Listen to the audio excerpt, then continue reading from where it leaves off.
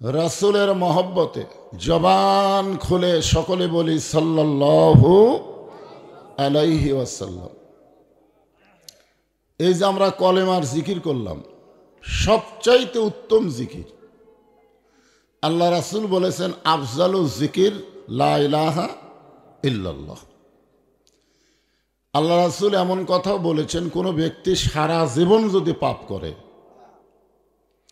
কিন্তু মৃত্যুর সময় এই কলেমার জিকির করতে করতে যদি মারা যায়, শুধু কলেমার জিকির করার খাতিরে আল্লাহ তার জীবনের তামাম গুনাহ মাফ করে দেয়। তাহলে এই কলেমার জিকির করতে আমাদের কোনো আপত্তি আছে? বাবা আদম আলাইহিস সালাম থেকে শুরু করে আমাদের নবী পর্যন্ত সমস্ত নবী রাসূল এই কলেমার জিকির করছেন। এই কলেমার জিকির শেষ করে আমরা যখন রাসূলের নাম উচ্চারণ করলাম মুহাম্মাদুর, সঙ্গে সঙ্গে আমাদের উপরে ওয়াজিব হয়ে গেল সংক্ষিপ্ত একটা দরুদ, কমপক্ষে বলতেই হবে সাল্লাল্লাহু আলাইহি ওয়াসাল্লাম। আপনারা যখন এই দরুদটা পড়লেন, আপনারা একটু খেয়াল করেন, এই কলেমার জিকির করলেন, এটা হলো ইবাদত। এটা কি? আর যে দরুদ পড়লেন এটা কিন্তু ইবাদত না। ইবাদতের মালিক হচ্ছে আল্লাহ। একমাত্র আল্লাহ ছাড়া অন্য কারো ইবাদত করা যাবে। ওরে বাবারে! কিন্তু নবীর নাম উচ্চারণ করার পরে যেটা পড়লাম এটা কিন্তু ইবাদত না, এটা হলো মাহাব্বত। জোরে বলেন, এটা কি? আপনারা বলেন তো, ইবাদতের ওজন বেশি না মহব্বতের ওজন বেশি? আল্লাহ রাসূল বলেছেন আমার সমস্ত উম্মতেরা সারা জীবন যে ইবাদত করবে, সেই ইবাদত যদি এক পাল্লায় দেওয়া হয়, আর হযরতে আবু বকর রাদিয়াল্লাহুর মহব্বত, তাও সারা জীবন না, এক রাতের মহব্বত যদি অন্য পাল্লায় দেওয়া হয়, ইবাদতের চাইতে মহব্বতের ওজন বেশি হবে।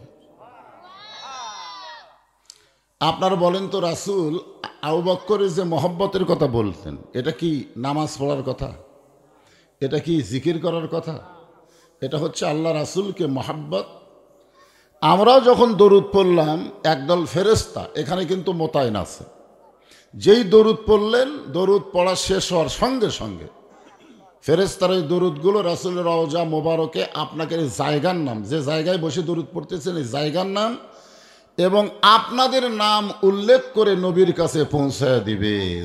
সুবহানাল্লাহ।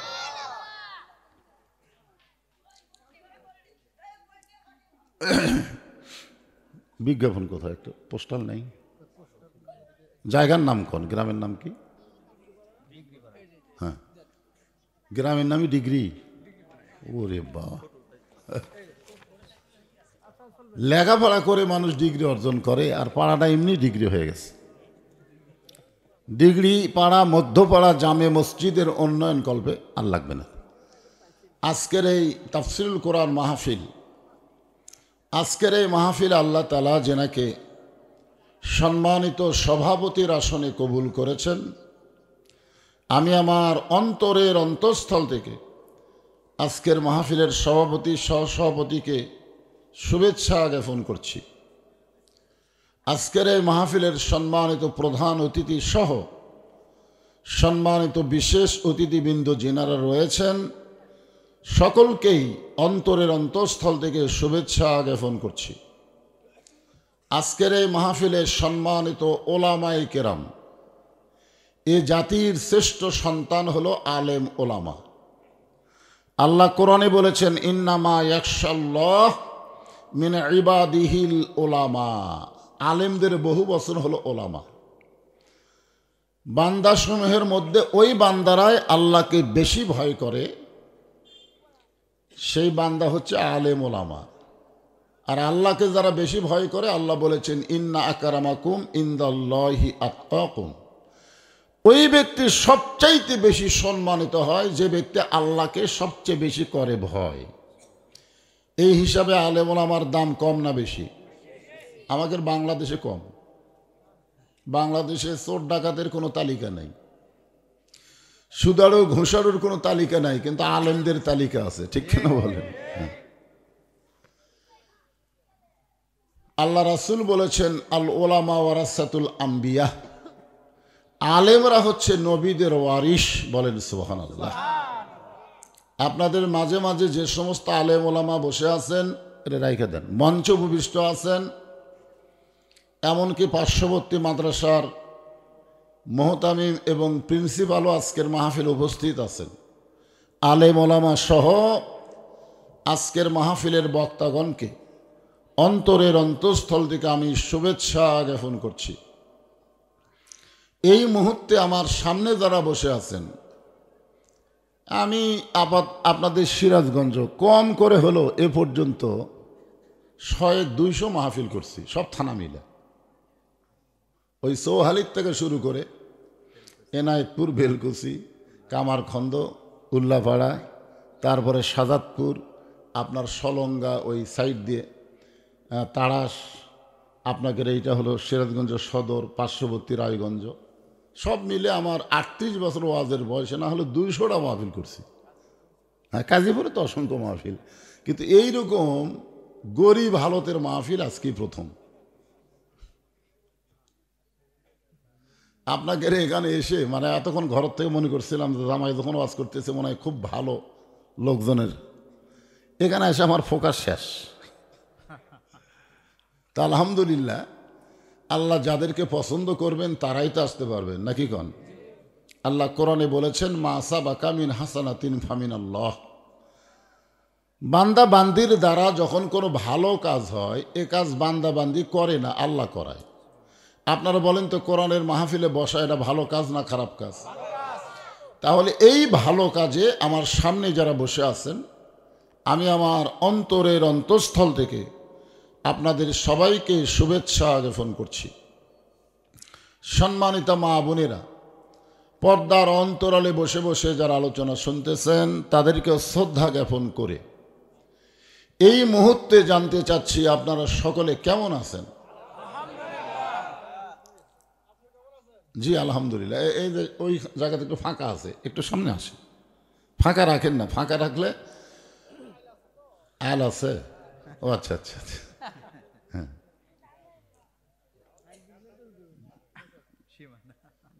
ঠিক আছে, অসুবিধা নেই। আপনারা অবশ্য খুব মহব্বত করেই বললেন যে আপনি কেমন আছেন। এ কথাটা আসলে বলা সৌজন্য বোধ। তুর পর্বতের কিনারায় মুসা নবী দাঁড়িয়ে আছেন। আল্লাহ জিজ্ঞাসা করলেন, মুসা কেমন আছো? মুসা আলাইহিস সালাম তখন কিন্তু ফেরাউনের দ্বারা খুব নির্যাতিত হচ্ছে। সেই সময় আল্লাহ জিজ্ঞাসা করলেন, মুসা কেমন আছো? মুসা আলাইহিস সালাম বললেন, আলহামদুলিল্লাহ। যত বিপদেই থাকেন, যত মুসিবতেই থাকেন, আলহামদুলিল্লাহ আলা কুল্লি হাল, সকল অবস্থায় প্রশংসা করতে হবে কার? তো মুসা আলাইহিস সালাম চিন্তা করলেন, আমি যখন আল্লাহর সাথে কথা বলার সুযোগ পাইছি, কালিমুল্লাহ ডিগ্রি পাইছি, তাহলে আমি একটু জিজ্ঞাসা করি। তো মুসা আলাইহিস সালাম ওই ফাঁকে বললেন যে, আল্লাহ আপনি কেমন আছেন? এখন আল্লাহ কি বলবে? আলহামদুলিল্লাহ। আল্লাহর প্রশংসা করবে, আল্লাহর সৃষ্টিকুল, জোরে কোন ঠিক কিনা? কিন্তু আল্লাহ এখন কি কয়? মুসা বললেন, আল্লাহ আপনি কেমন আছেন? তো আল্লাহ বলতেছে, মুসা আমি আল্লাহ কেমন আছি যদি দেখবার চাও, জান না না দেখবার, একটা হলো জানা আর একটা হলো দেখা। আপনারা বলেন তো কোনটার গুরুত্ব বেশি? দেখার। বাংলাদেশে আমরা কোরআন শরীফ জানতেছি যে বক্তারা ওয়াজ করে, এক এক বক্তা এক এক রকম, ওই যে 5 কানার হাতি দেখার মতন, 5 জনে কানা হাতি দেখতে গেছে, চোখে দেখে না, ওরা লাড়া চেড়া দেখতেছে। তো একজন হাতির পা ধরে বলতেছে, হাতি থমের মতন। কার মতন? থম। আর এক কানা হাতির গা লাড়তেছে আর বলতেছে, এই মিথ্যা কথা বলিস কেন, হাতি হলো পাহাড়ের মতন। আর এক কানা হাতির ন্যাজ ধরে বলতেছে, এই তোরা 2 জনই মিথ্যাবাদী, হাতি হলো দড়ির মতন। আর একজন হাতির কান ধরে বলতেছে, তোরা সব মিথ্যাবাদী, হাতি হলো কুলের মতন, ওদের চাউল ধরে। আপনার বলেন তো কোনো কানা কি মিথ্যা কইছে? কিন্তু ওটা কি হাতি হয়েছে? তো আজকে বাংলাদেশে আমরা বক্তারা ওই কান আর হাতি দেখার মতন ওয়াজ করি, এক এক বক্তা এক একটা বিষয় ওয়াজ করি। আপনারা এখানে এসে শুনে যান, আর যাওয়ার সময় বলেন ওয়াজ সাটলো কি সাটলো না, এই নিয়ে একটা গল্প করেন। আমরা আল্লাহর কোরআনকে জানতে পারতেছি কম বেশি যাই হোক, কিন্তু আল্লাহর কোরআনকে বাস্তবে বাংলার জমিনে আমরা দেখতে পাচ্ছি না। জোরে কোন কথা ঠিক কি? আসলে কোরআন কি শুধু জানার জন্যে না দেখার জন্যে? আল্লাহ কোরআনকে এই দুনিয়াতে দিয়েছেন আর ঘোষণা করলেন অনুনাজ্জিলু মিনাল কুরআনি মা হুয়া শিফাউ ওয়া রাহমাতুল লিল মুমিনিন। আল্লাহু আকবার। এই আয়াতের বাংলা একটা অর্থ আছে না নাই? যাবতীয় রোগের ঔষধ হিসাবে, শিফা হিসাবে মুমিনদের জন্য আল্লাহ এই কোরআনকে নাজিল করেছে। বলেন সুবহানাল্লাহ। তা আল্লাহ বললেন, মুসা আমি আল্লাহ কেমন আছি যদি দেখবার চাও, ইজহাব ইলা ফিরআউন ইন্নাহু তাগা। আমি আল্লাহ কেমন আছি যদি দেখবার চাও তাহলে ফেরাউনের কাছে যাও। জোরে কান, কার কাছে? ফেরাউন তাগা মানে হলো সীমা লঙ্ঘন করছে। 5 বছরের ক্ষমতার কথা বলে চেয়ারত বসে আর চেয়ার থেকে নাম্বারই চায় না। এটা হলো ফেরাউনি স্বভাব। জোরে কান, কার স্বভাব? যে ভাবি হোক ক্ষমতা ধরে রাখবি। আসলে ক্ষমতার মালিককে আরো জোরে বলেন।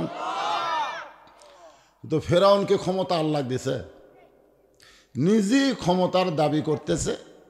তখন মুসা আলাইহিস সালাম আল্লাহ কেমন আছে, এই সিজার করা নাকি রে, বস এরকম করে কি না? এই বাচ্চাদের মধ্যে কিন্তু সিজার করা বাচ্চা আছে, আর অস্থির। জোরে কেন কি সিজার করা বোঝেন না আপনারা? বাচ্চা জন্ম নেওয়ার 2 দিন আগেই মায়ের পেট কাটছে। এখন পেট কাটার পরে দেখে সন্তানের ঘুমই ভাঙেনি, তখন ডাক্তার পেটের মধ্যে বাড়ি করে এরকম পাও ধরে একটা ঘুরান দেয়। ওই ঘুরানের কারণে মাথাতে একটা ঝাঁকি খায়। এই ঝাঁকি খাওয়ার কারণে বাচ্চারা খুব অস্থির হয়। মোবাইল চালু না করে দিলে আর ভাত খায় না। এরকম কিছু বাচ্চা আছে না? নাই? এই দেখেন হাতত দেখাই যাচ্ছে, ও রে বাবা ওই মোবাইল নিয়ে বইছে, খোঁজলে দেখেন এটা সিজার করা। হ্যাঁ, আমরা কিন্তু সিজার করা না বাজান। কি বলবো প্রসবের কথা, মা বিনে সেই ব্যথা কেউ তো বুঝবে না।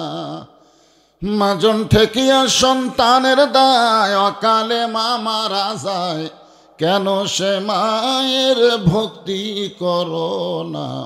এমন দরদি ভবে কেউ হবে না আমার মা। মা গো, আমার দাদি আমারে কইছে, তোকে বাইর করার সময় তোর মাথা লম্বা হয়ে গেছিল। মানে টানে বাইর করতে আমার মাথা কি হয়েছিল? লম্বা। পরে থাবড়া থাবড়া গোল করছি। যারা এইভাবে সন্তান জন্ম নিয়েছে তারা বইয়ের কথা শুনে বাপ মাকে জীবনেও কষ্ট দিবে না।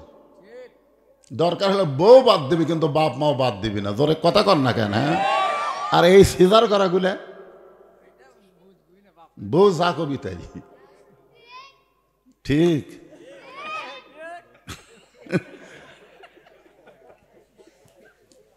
এই ছোট বাচ্চাগুলো আবার আমার ওয়াজের খুব পটু, বুঝলেন? আমার ওয়াজে সেই 2007 সালে একটা ওয়াজ করছি, বাবা কালু রে আর নিচে নামিস না।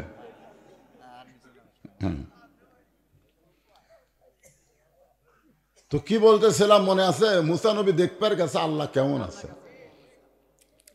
ফেরাউনের দরবারে গিয়ে দেখে ফেরাউন চেয়ারে বসে জিকির করতেছে, আনা রব্বুকুমুল আলা, আনা রব্বুকুমুল আলা, আমি হলাম সবচাইতে বড় আল্লাহ।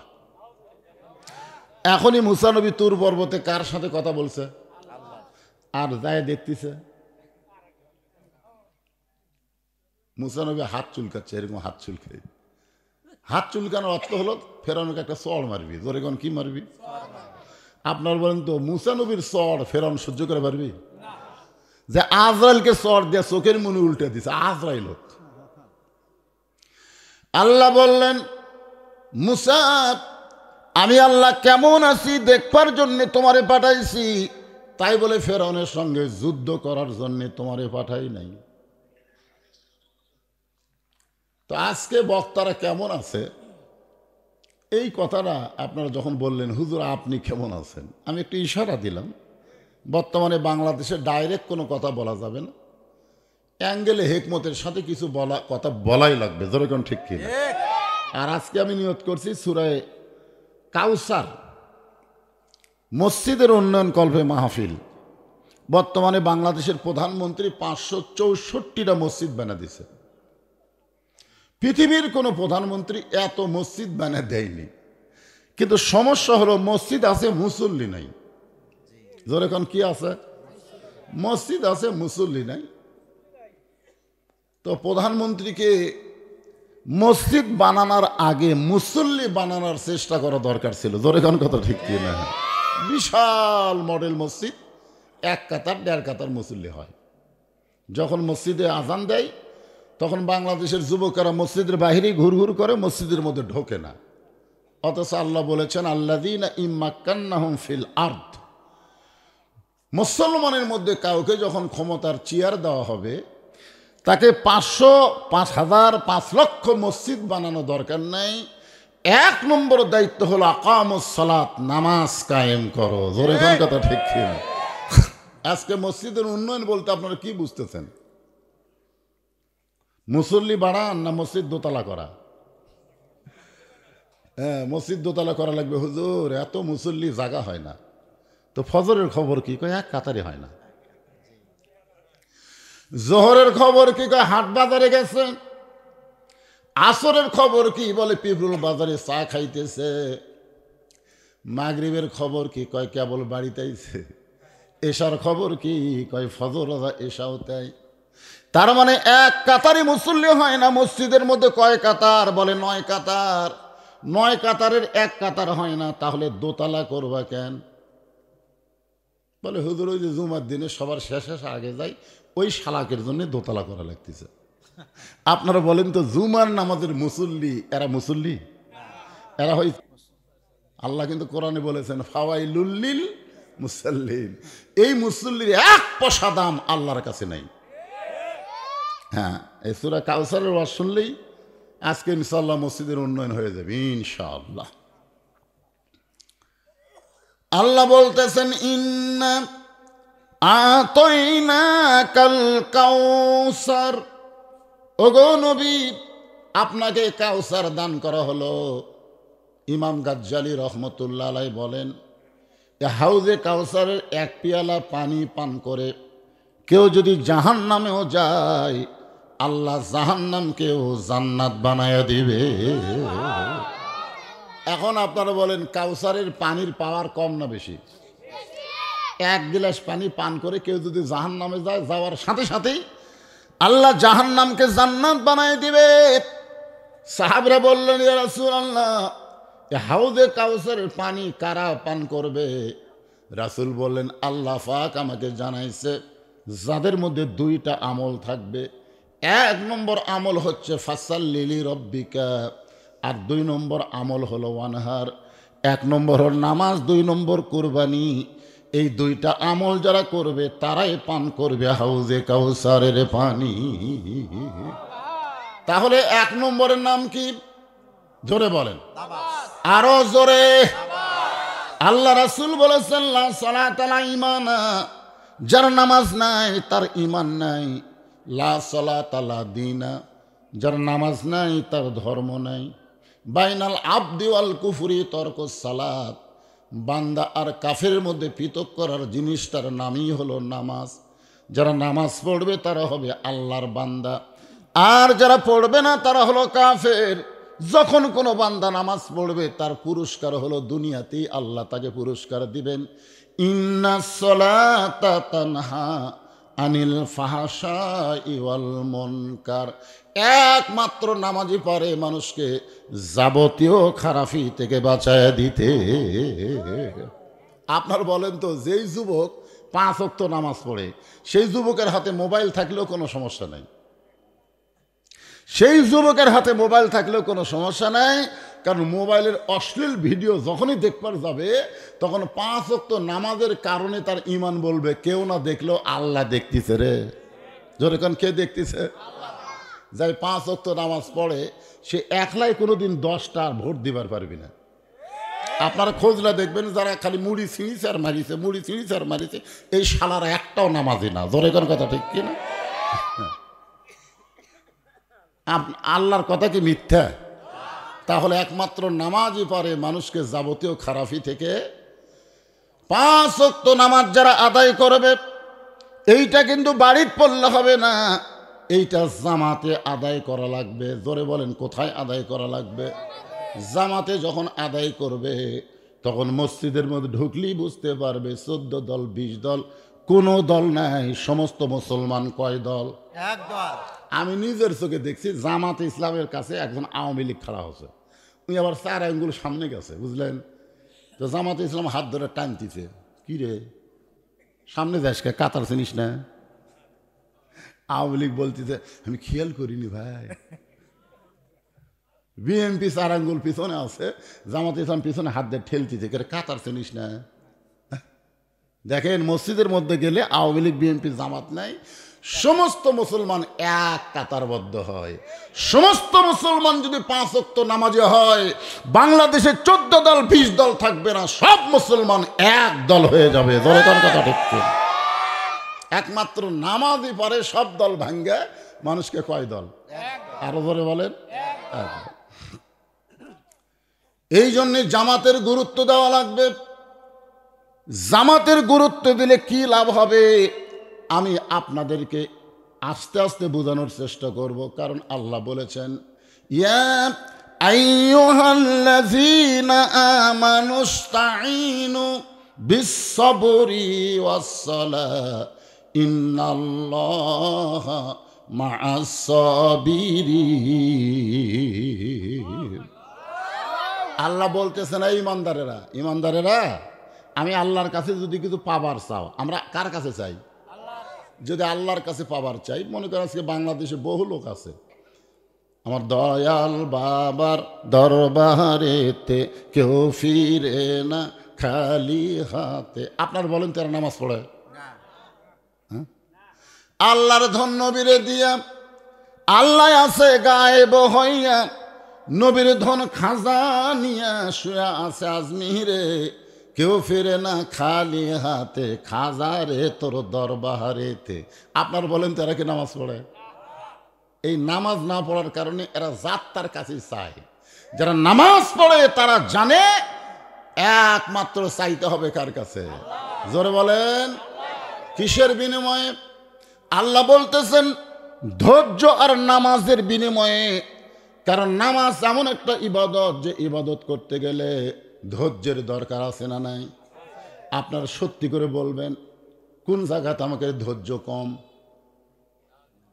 মসজিদের মধ্যে ঢোকা দেখবেন, আপনি যতবার ঘড়ি দেখেন মসজিদের মধ্যে, অতবার ঘড়ি আপনি কোনো জায়গায় দেখেন 5 মিনিট পরে জামাত হবি, এই 5 মিনিটের মধ্যে আপনি কমপক্ষে 10 বার ঘড়ি দেখছেন। নিজেরটা দেখার পরে সাইডে একজন বলতে, ভাই আর কয় মিনিট রে? এখনো 2 মিনিট। আজ ঘড়ি লড়তেছে না ভাই রে, আজ ঘড়ি লড়তেছে। ওই লোকটাই বাজারে যায়, দত্তবাড়ির বাজারে গিয়ে ঘন্টার পর ঘন্টা শ্বাসতলা আড্ডা মারতেছে, একবার ঘড়ি দেখতেছে না। ধরে কোন কথা ঠিক না? একটু মনোযোগ দিয়ে শুনবেন। এই জন্য আল্লাহ বললেন আস্তাঈনু বিস-সাবরি ওয়াস-সালাহ। একটু মনোযোগ দিবেন। আমি একটা গান গাবো, গানটার অর্থ যদি আপনারা বোঝেন তাহলে অর্থ নিয়ে আপনাদের সামনে আলোচনা করব। আবার এক মুরব্বী কইছে, হুজুর মেয়েদের জন্য ওয়াজ করা লাগবে, মেয়েদের জন্য করব। হ্যাঁ, তার গানটা কই, হাদিস আছে বিস্তারিত, হুজুরি কলব ব্যতীত করছেন কালেও নামাজ তোর হবে না। তবে কেন গাও জোয়ারি, মানুষকে দেখাও নামাজ পড়ি। তবে কেন গাও জোয়ারি, মানুষকে দেখাও নামাজ পড়ি। ও তোমার সিদ্ধ বীজে সুফসল ফলে না, আজও কেন আল্লাহর নামাজ ধরতে পারলা না? আল্লাহ কয় নামাজের জোরে ফায়ের সাকাত যাবে দূরে, পাক কোরআনে রয়েছে ঘোষণা।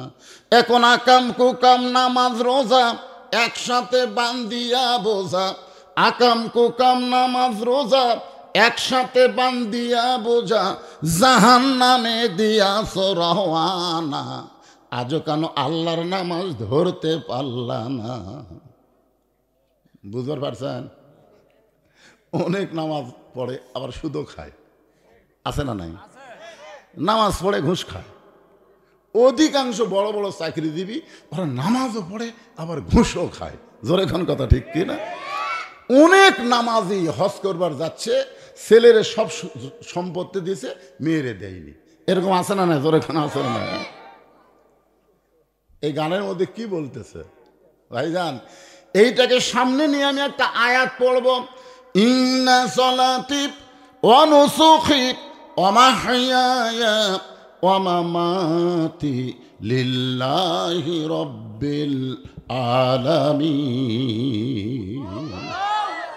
ভূমিকা শেষ, এখন আলোচনা শুরু হবে। এই কি বসো বসো। 7 বছর থেকে, এই শোনো, 7 বছর থেকে নামাজের তালিম দেওয়া লাগবে। 7 বছর কিভাবে নিয়ত বান্ধা লাগবে, কিভাবে হাত বান্ধা লাগবে, কিভাবে রুকু করা লাগবে, কিভাবে সেজদা করা লাগবে, এটা শুরু করা লাগবে 7 বছর। আর 10 বছর থেকে জোর করে ঘাড় ধরে নামাজ পড়ান লাগবে। জোরে কোন কথা ঠিক কি না? এরকে তো 7 বছর হয়ে গেছে, কে 7 বছর হয়নি? খাড়া হয়ে আছে। এই কি রে, নামাজের ওয়াজ হবে, বসো। হ্যাঁ বসো। এই যে বসবার করে সরে যায়। হ্যাঁ শোনেন, বাংলাদেশের মুসলমান সবচাইতে কম নামাজি। জোরে কোন কথা ঠিক কি না? গোটা পৃথিবীর ভিতরে এত মসজিদ কোনো দেশে নেই। আপনাকে 400 জন ভোটার আর 6টা মসজিদ, কি ইয়ার কি? এই এত মসজিদ লাগবে কারে?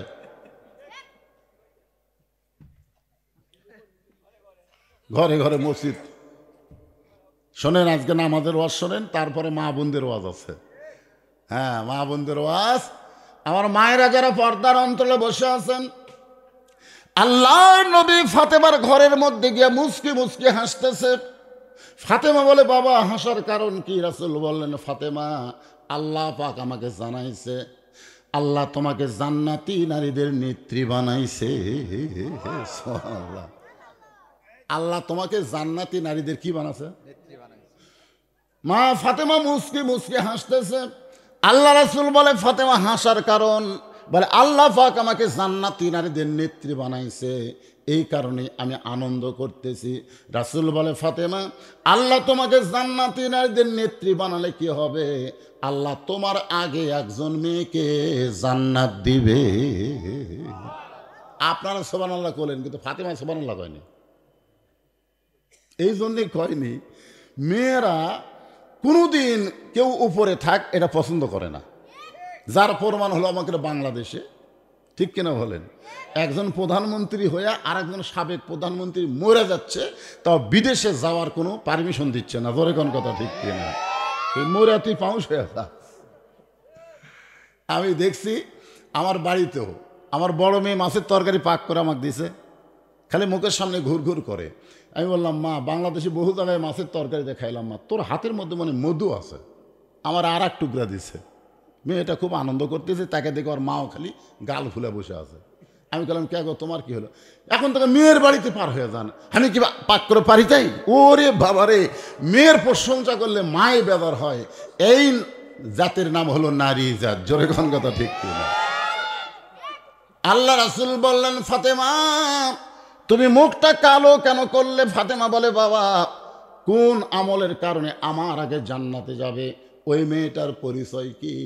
ওই মেয়েটার বাড়ি কোন জায়গায়? আল্লাহ রাসূল বললেন, ওই যে একটা পাহাড় দেখতেছো, পাহাড়ের পাশে ছোট্ট একটা জঙ্গল, ওই জঙ্গলের সামনে ছোট্ট একটা বাড়ি। ওই বাড়িটা হলো একটা কাঠুরিয়ার বাড়ি। ওই কাঠুরিয়ার বিবি জামিলাকে আল্লাহ তোমার আগে জান্নাত দিবে। এটা মায়েদের একটু হেন্স দিলাম। মায়েরা, কোন আমলের কারণে কাঠুরের বউ জামিলা ফাতেমার আগে জান্নাতে যাবে? এই ওয়াজ পুরুষের না শুনলেও মেয়েদের শোনা লাগবে। জোরে কোন কথা ঠিক কিনা? ওরা যারা আবার মনে না করে, হুজুর আমাকে ওয়াজ করবে না, আমাকে নামাজের ওয়াজ হবে, আর মেয়েদের পর্দা আর স্বামী ভক্তির ওয়াজ হবে। জোরে কোন কথা ঠিক কিনা? আমল তো মেয়েদের বেশি না। এই তোরা অত জোরে চিল্লাস রে, তোরা ছোট মানুষ কি বুঝিস না? যারা বোঝে তারা কথা কয় না। বউলিয়ে যে কি বিপদ আমরা আসি সেটা আমরা বুঝতেছি, ধরে কথা ঠিক। এরা বিয়ে করে নিতে ঠিক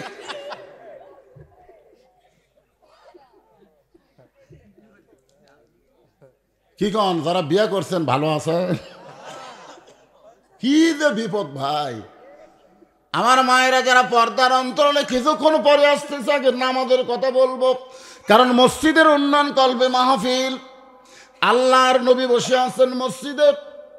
হযরত আলী গিয়ে বলতেছে, ইয়া রাসূলুল্লাহ, এই পৃথিবীতে 10 জন মানুষকে, 10 জন সাহাবীকে আপনি জান্নাতের সার্টিফিকেট দিয়েছেন। রাসূল বলে, আলী রে, আমি জান্নাতের সার্টিফিকেট দেই নাই, জান্নাতের সার্টিফিকেট দিয়েছেন আমার আল্লাহ। আলী বলতেছে, হুজুর আমি কি তার মধ্যে আছি?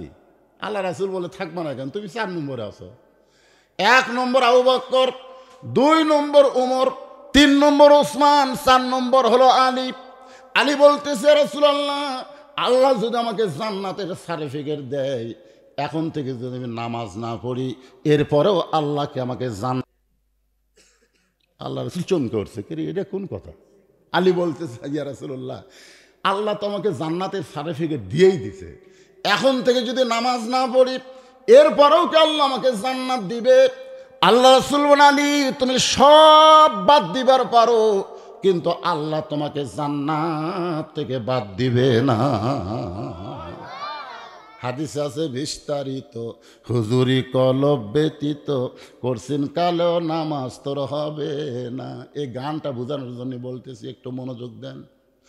হযরত আলী বলে, ইয়া রাসূলুল্লাহ, একসঙ্গে সব নামাজকে বাদ দেওয়া যাবে?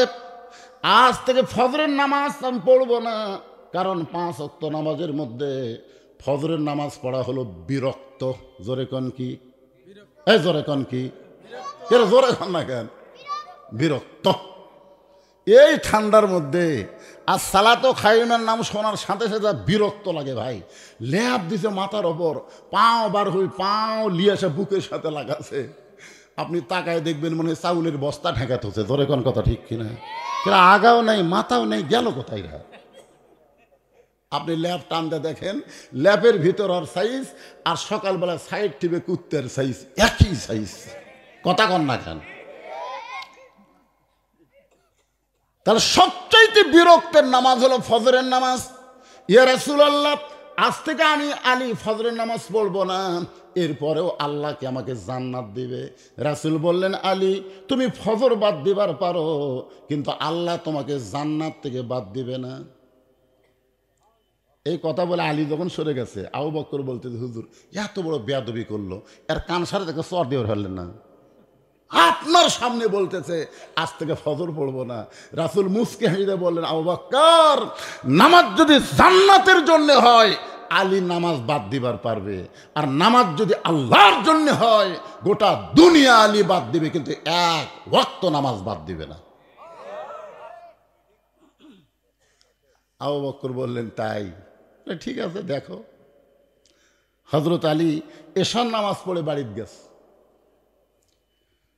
প্রতিদিন দরজায় গিয়ে সালাম দেয়। আপনি যখন বাড়িতে যাবেন, দরজায় সালাম দেওয়া হলো নবীর সুন্নত।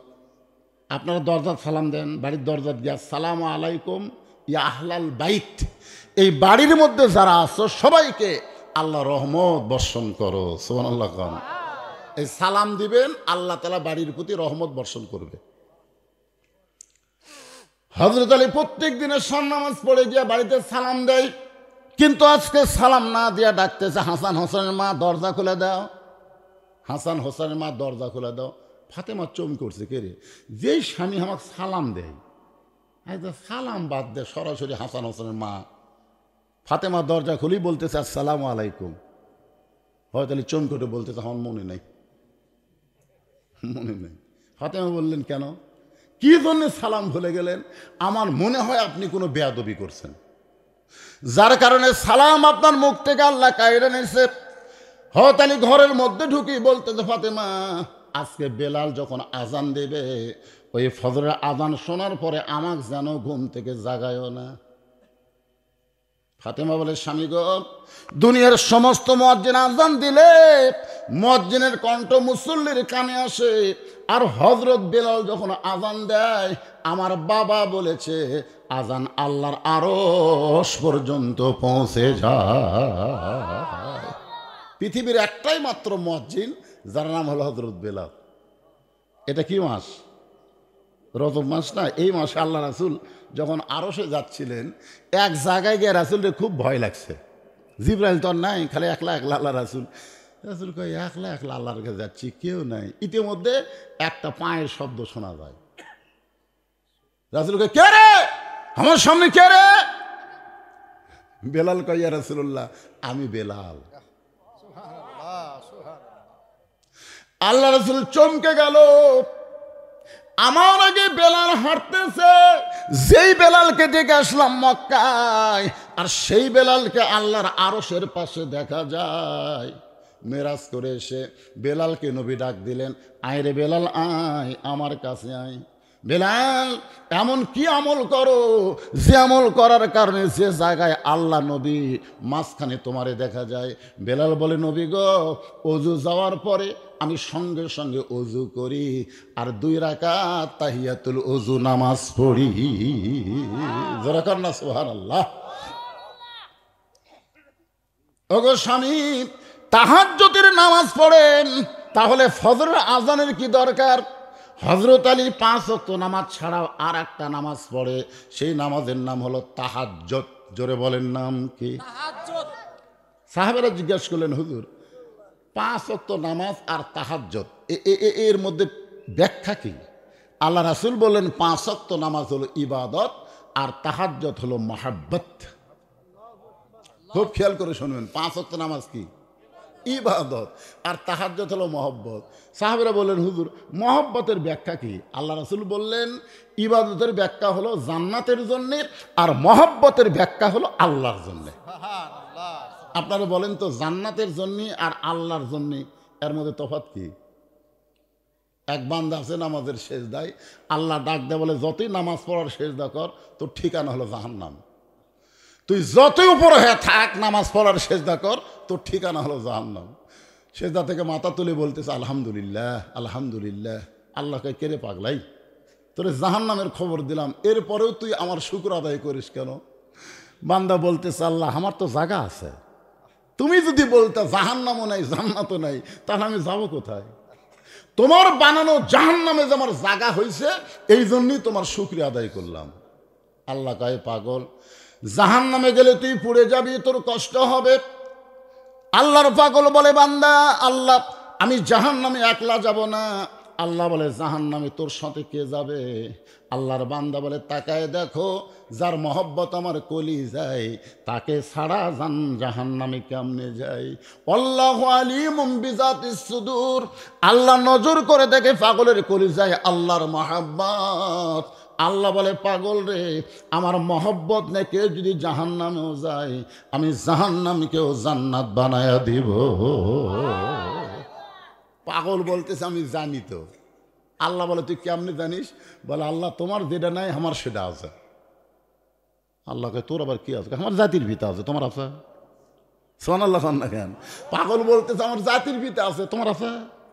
আমার জাতির পিতা তোমার মহব্বত নিয়ে নমরুদের আগুনের চুলার মধ্যে পড়ে গেলে তুমি যদি শান্তির বাগান বানায় দিবার পারো, সেদিন থেকে আমার বিশ্বাস, তোমার মহব্বত যদি আমার কলিজার মধ্যে থাকে, তুমি জাহান্নামকেও জান্নাত বানাইয়া দিবা। এই তাহাজ্জুদের নামাজ পড়লে আপনাদের কলিজায় আল্লাহর মহব্বত পয়দা হবে, এমন মহব্বত পয়দা হবে, জীবন যাবে কিন্তু 1 ওয়াক্ত নামাজ আপনার বাদ পড়বে না। সুবহানাল্লাহ কোন না কেন? ফাতেমা বলে, স্বামী গো, আপনি তাহাজ্জুদের নামাজ পড়েন, তাহলে ফজর আযানের সময় জাগার লাগবে কেন? আলী বলতেছে, আমি নবীর কাছে ওয়াদা করেছি, আজ থেকে ফজরের নামাজ পড়ব না, এরপরও আল্লাহ আমাকে জান্নাত দিবে। তাহলে বিরক্ত ফজরের নামাজ আদায় করে লাভটা কি? ফাতেমা মুস্কি মুস্কি হাসতেছে, কারণ কেউ না চিনলেও স্বামীকে তার বউ চিনে। জোরে কান ঠিক কিনা? আপনাকে সবচাইতে বেশি চিনে কে? আপনার বউ। আমি যত বড়ই হুজুর হই, আমার বউ কিন্তু আমার কোনোদিন হুজুর কয়নি। একদিন আমি কইছিলাম, দেখি তুমি একটু আমাকে হুজুর করে ডাকো তো, কেমন লাগে? যখনই কিছু লাগবে সাদিয়ার আব্বা আসেন, সাদিয়ার আব্বা ভাত খান, সাদিয়ার আব্বা গোসল করেন। কিসের সাদিয়ার বাপরে? হুজুর আসেন ভাত খান, হুজুর যান গোসল করেন, আর বউ খালি মুসকি মুসকি হাসেন। হাসো কেন? বলে জনগণ আপনাকে চিনে না, এই জন্য হুজুর কয়। আমি আপনাকে চিনি গো, হুজুর হওয়া এত সহজ নয়। সেই দিন বুঝেছি আমারে কেউ না চিনলেও আমার বউ চিনে। তোর এখন কথা কন না কেন? আমি আসলে শক্তিশালী মরদ না দুর্বল মরদ এটা কে জানে? এ কথা কন না কেন? কে জানে? বউ। কে কত বড় মরদ সেটা বউ জানে। সুবহানাল্লাহ কোন। ফাতেমার স্বামীর মাথাটা কোলের মধ্যে নিয়ে স্বামীরে ঘুমায় দিচ্ছে। সুবহানাল্লাহ কোন। আরে বলে ফাতেমা তুমি ঘুমাইবে না, আমার মাথা তোমার কোলের মধ্যে নিয়ে তুমি আমাকে আদর করতেছো। বলে আজ থেকে ফজর পড়বেন না, তাহলে আপনাকে একটু আদর করে করে ঘুমায় দিব। ফজরে যখন পড়বেন না খামাখা। ফাতেমার কোলের মধ্যেই মাথা দিয়ে হযরত আলী ঘুমায় গেলেন। তাহাজ্জুদের সময় চেতন পাইছে। ফাতেমা বলে স্বামী গো কি করবেন? বলে তাহাজ্জুদের নামাজ পড়বো, কিন্তু ফজর পড়বো না।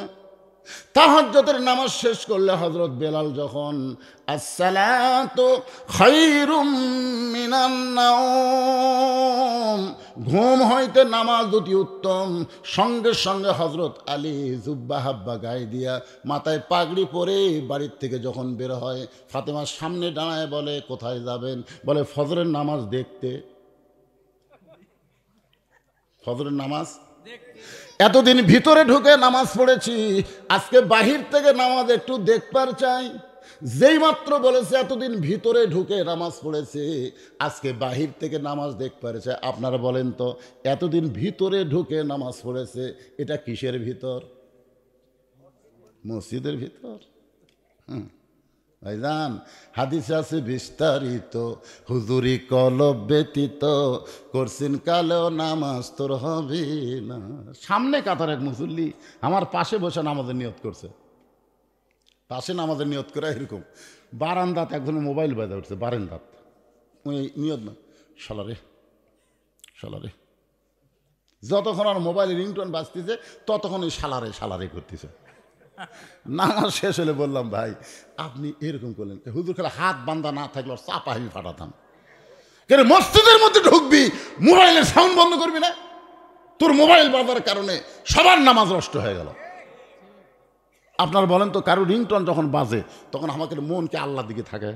কথা কন, সত্যি কথা কন, থাকে। খালি সবাই কোন শালার এই শালার, মানে আমরা মনে মনে শালা কই মুখ দিয়ে বাইর করে দিচ্ছে, বুঝলেন? তার মানে উনি কি নামাজের মধ্যে আছে? হযরত আলী বলেছেন এতদিন ভিতরে ঢুকে নামাজ পড়েছি। জিহাদের ময়দানে পিছন দিকে একটা তীর বিদ্ধ হয়ে গেল। এমন ভাবে হযরত আলীর পিঠে তীর, পিঠে এমন ভাবে তীর, শলাকা গোস্তের মধ্যে জমে গেছে। শলাকায় হাত দিলে চিৎকার করে কান্দে। রাসূলের কাছে বলা হলো, ইয়া রাসূলুল্লাহ, হযরত আলী পিঠে তীর ঢুকলো, বের করা যায় না। আল্লাহ নবী বললেন নামাজের মধ্যে যখন থাকবে তখন বের করো। আল্লাহ নবীর ইমামতিতে নামাজ শুরু হলো। জাবের আর হুযায়ফাকে রাসূল দায়িত্ব দিলেন। হযরত আলী যখন নামাজের সিজদায়, এমন সময় পিঠের উপরে দুইজন পা দিয়ে এত জোরে তীর টান মারছে, তীর শুধু বের হয় নাই, তীরের সঙ্গে পিঠের গোস্ত পর্যন্ত ছিঁড়াইছে। নামাজ শেষ করার পরে তীর আর গোস্ত যখন নবীর কাছে জমা দেওয়া হয়, আল্লাহ নবী গোস্তটা ডান হাতের মধ্যে নিয়ে তীর বাম হাতে নিয়ে বলেন আলী, আলী রে। সঙ্গে সঙ্গে আলী লব্বাইকে রাসূলুল্লাহ। কে রে আলী? তোর পিঠে তীর ছিল, শলাকায় হাত দিলি চিৎকার মারতি, আর সেই তীর বের হলো, গোস্ত ছিঁড়াইলো। তুই তখন ছিলি কোথায়? তুমি তখন ছিলে কোথায়? আপনারা বলেন তো হযরত আলী কোথায় ছিল? আল্লাহ নবী জানে কি জানে না? জানার পরেও জিজ্ঞাসা করে আলী, পিঠের তীর বের হলো, গোস্ত ছিঁড়াইলো, তুমি তখন কোথায় ছিলে? আলী বলতেছে রাসূলুল্লাহ, জানার পরেও যখন জানতে চান তাহলে শোনেন, আমি তখন আল্লাহর কাবার ভিতরে ছিলাম। সমস্ত সাহাবেরা মুখ চাওয়াচাই করতেছে, ইয়ার দিকে চাই, মুয়ের দিকে চাই। কিন্তু আলী নামাজ পড়লো মসজিদে নববীতে, আর আলী কয় কাবার মধ্যে ছিলাম। আবু বকর বললেন, হুজুর অনেক লম্বা সময় পিঠের মধ্যে তীর নিয়ে থাকার কারণে হযরত আলী দুর্বল হয়ে গেছে, আর দুর্বল হওয়ার কারণে ভুল বকতেছে। সঙ্গে সঙ্গে রাসূল বললেন, আনা মাদিনাতুল ইলমে ওয়া আলিউ বাবুহা, আমি হচ্ছে এলেমের শহর, আলী হচ্ছে তার দরওয়াজা। যেই কথা আমি নবী বলবো না, আমার ভিতরের কথায় আলীর মুখ দিয়ে আমি শুনতে চাই। আল্লাহ রাসূল বলেন, আলী তুমি কাবার ভিতরে কেমনে গেলে? আলী বলে, ইয়া রাসূলুল্লাহ, নামাজের নিয়ত করলাম, নিয়ত করার সময় মুখ থাকবে কাবার দিকে, চোখ থাকবে সেজদার দিকে। আপনার যখন এভাবে হাত বাঁধবেন নিয়ত করার পরে, আপনার মুখ থাকবে কোন দিকে? কথা কন না ভাই, কাবার দিকে, আর চোখ থাকবে সেজদার দিকে। আলী বলতেছে, রাসূলুল্লাহ, আমি সেজদার দিকে তাকাইছিলাম। সেজদার দিকে তাকায় থাকতে থাকতে এক সময় আমার দুইটা চক্ষু বন্ধ হয়ে গেল। আমি বন্ধ করিনি, কে যেন আমার চক্ষু বন্ধ কল করে দিল। আমার দুইটা চক্ষু যখন বন্ধ হয় আমি তখন দেখতে পাই। তার মানে দুই চক্ষু বন্ধ হওয়ার পরে আর একটা চক্ষু আল্লাহ খুলে দিছে। ইয়ানজুরু বিনুরিল্লাহ। আল্লাহ রাসূল বলেছেন, ইত্তাকু ফিরাসাতাল মুমিনিনা ফাইন্নাহু ইয়ানজুরু বিনুরিল্লাহ, আসসালাতু মিরাজুল মুমিনিন। তোমার শরীয়তের দুইটা চক্ষু যখন বন্ধ হবে, ওই নামাজ তোমাকে মসজিদের মধ্যে রাখবে, আল্লাহর মিরাজ ঘটায়া দিবে। আসসালাতু মিরাজুল মুমিনিন, নামাজ হচ্ছে মুমিনদের মিরাজ। সুবহানাল্লাহ কোন?